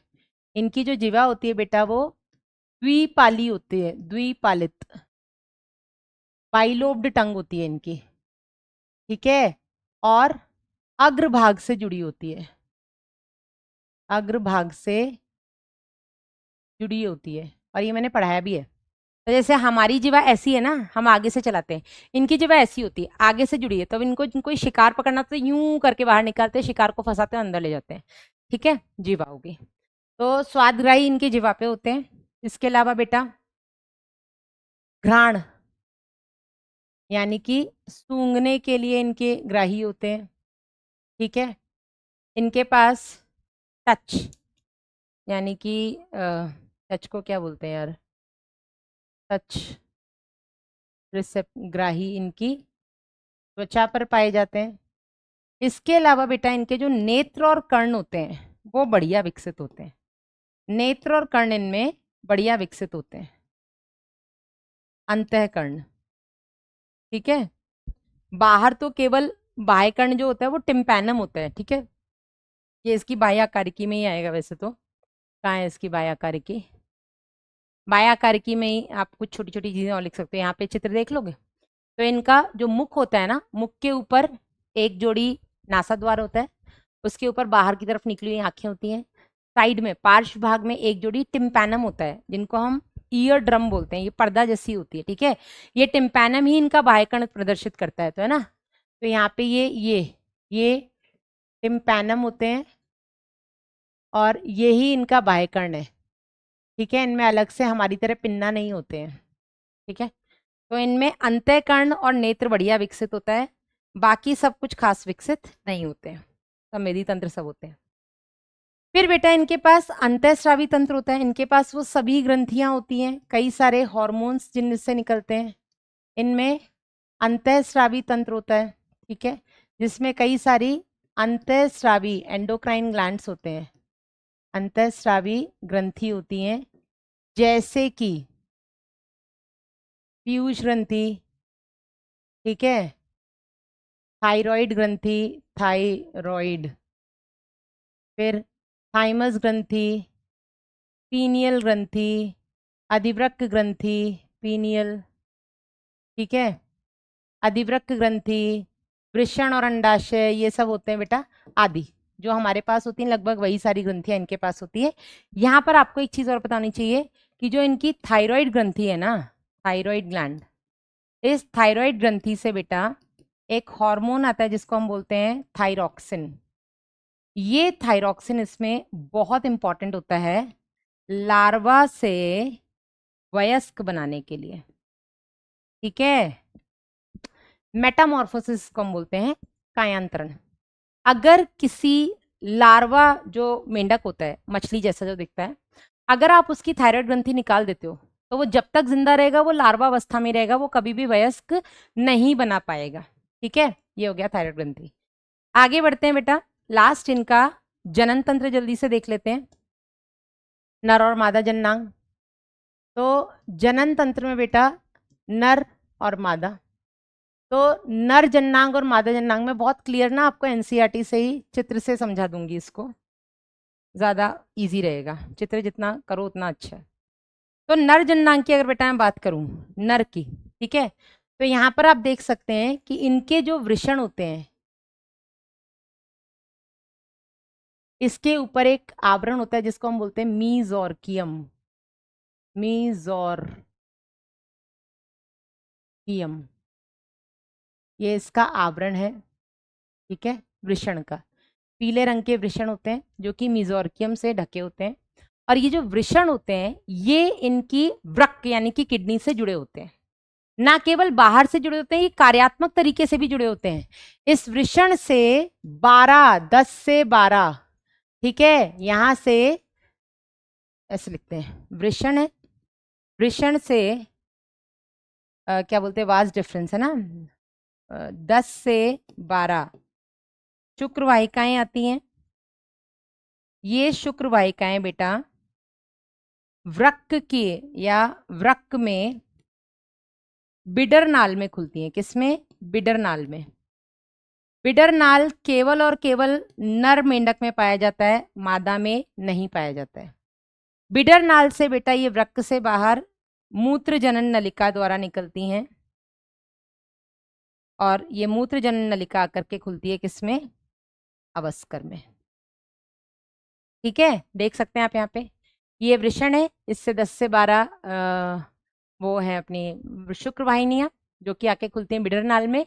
बिडर नाल बेटा यहाँ मूत्र जनन, यहाँ से क्योंकि मूत्र भी आ रहा है और शुक्राणु भी आ रहे हैं, तो ये मूत्र जनन नलिका द्वारा अवस्कर में और अवस्कर द्वार से बाहर। अगर हम मादा की बात करें, और सिंपल है मादा में तो यहाँ पे अंडाशय जो होते हैं वो अलग होते हैं, मतलब वो वृषण के पास जरूर, मतलब अपनी किडनी के पास जरूर स्थित हैं, लेकिन वो कार्यात्मक तरीके से नहीं जुड़े हैं। ठीक है, तो मादा में क्या होता है, अंडाशय में अंडाणु बनते हैं। ठीक है, वहां से बाहर गुहा, अंडाशय में क्या हुआ, अंडाणु बना, बाहर निकला बेटा गुहा में, गुहा से ये गया अंडवाहिनी में। ठीक है, अंडवाहिनी से ये आ जाएंगे कहाँ, अंडवाहिनी आकर के खुलेगी अवस्कर में और अवस्कर बाहर। ठीक है, तो मादा जो मेंढक होती है, मादा मेंढक एक बार में 2500 से 3000 अंडाणु पानी में मुक्त करती है। और जब बेटा मादा मेंढक अंडाणु मुक्त कर देती है पानी में, तब क्या होता है, नर शुक्राणु मुक्त कर देते हैं। तो इनमें जो निषेचन होगा वो कहाँ होगा, फर्टिलाइजेशन कहाँ होगा, इनमें निषेचन होगा पानी में। निषेचन कहाँ होगा, पानी में, यानी कि बाह्य निषेचन, पहली बात। दूसरा, इनमें इनडायरेक्ट डेवलपमेंट, अप्रत्यक्ष परिवर्धन। क्यों? क्योंकि बेटा मैंने पहले ही बताया, इनमें टैडपोल लार्वा पाया जाता है जो कि मछली जैसा होता है और उसका कायांतरण के लिए थायरॉक्सिन हार्मोन चाहिए ही चाहिए। ठीक है, टैडपोल लार्वा पाया जाता है और ये लार्वा बाद में वयस्क बनता है जिसके लिए अपने को थायरॉक्सिन हार्मोन चाहिए। ठीक है, अब मेंढक का मैडम क्या इंपॉर्टेंस है, तो मेंढक का महत्व बहुत है। सबसे पहले तो बेटा इनको हम किसानों का दोस्त बोल सकते हैं, क्योंकि ये खेतों में जो कीड़े मकोड़े उनको खा जाते हैं, पहली चीज। ठीक है, तो ये किसानों के दोस्त हैं एक तरीके से। दूसरा बेटा हम इनको बोल सकते हैं कि हमारे जो इकोसिस्टम है, इकोसिस्टम को बनाए रखने में ये बहुत इंपॉर्टेंट रोल प्ले करते हैं, क्योंकि ये जो खाद्य श्रृंखला है या खाद्य जाल है उसमें बहुत इंपॉर्टेंट, महत्वपूर्ण भूमिका निभाते हैं। तो ये हमारे इकोसिस्टम में बैलेंस बनाने में बहुत ज़रूरी है। और तीसरा, कई जगह इनके जो मांसल पैर होते हैं वो खाने के भी काम आते हैं, तो ये इनके महत्व है। ठीक है, this is all about the chapter. सारांश में बेटा हमने क्या पढ़ा, हमने ऊतक पढ़ा, हमने मेंढक पढ़ा और हमने कॉकरोच पढ़ा। इम्पॉर्टेंट, ऊतक में हमने भी केवल 2 चीज़ें पढ़ी हैं, आपका उपकला ऊतक और आपका संयोजी ऊतक। जो कुछ भी नीट में अब तक आया है या आ सकता है वो सब हमने कवर कर लिया है। गृह कार्य में आप इसके अब क्वेश्चंस प्रैक्टिस करिए। आपके पास जो भी बुक है, जो भी बुक है, आप इस चैप्टर के अब क्वेश्चंस लगाइए। जो टॉपिक नहीं पढ़ा है उनको आप छोड़ सकते हैं। This is all about mind map from the chapter प्राणियों में संरचनात्मक संगठन। आई होप आपको समझ में आया होगा। बस मैं रिक्वेस्ट करूंगी कमेंट सेक्शन में अपना रिव्यू ज़रूर दें, कितना ईजी हो गया ये चैप्टर अब आपके लिए। क्विक रिवीजन है यार। चलिए, बाकी एनसीईआरटी के साथ ही इस चैप्टर को पढ़ना, अपना बढ़िया ध्यान रखना। मिलते रहेंगे इस माइंड मैप सीरीज में एक के बाद एक चैप्टर्स के साथ। Bye bye.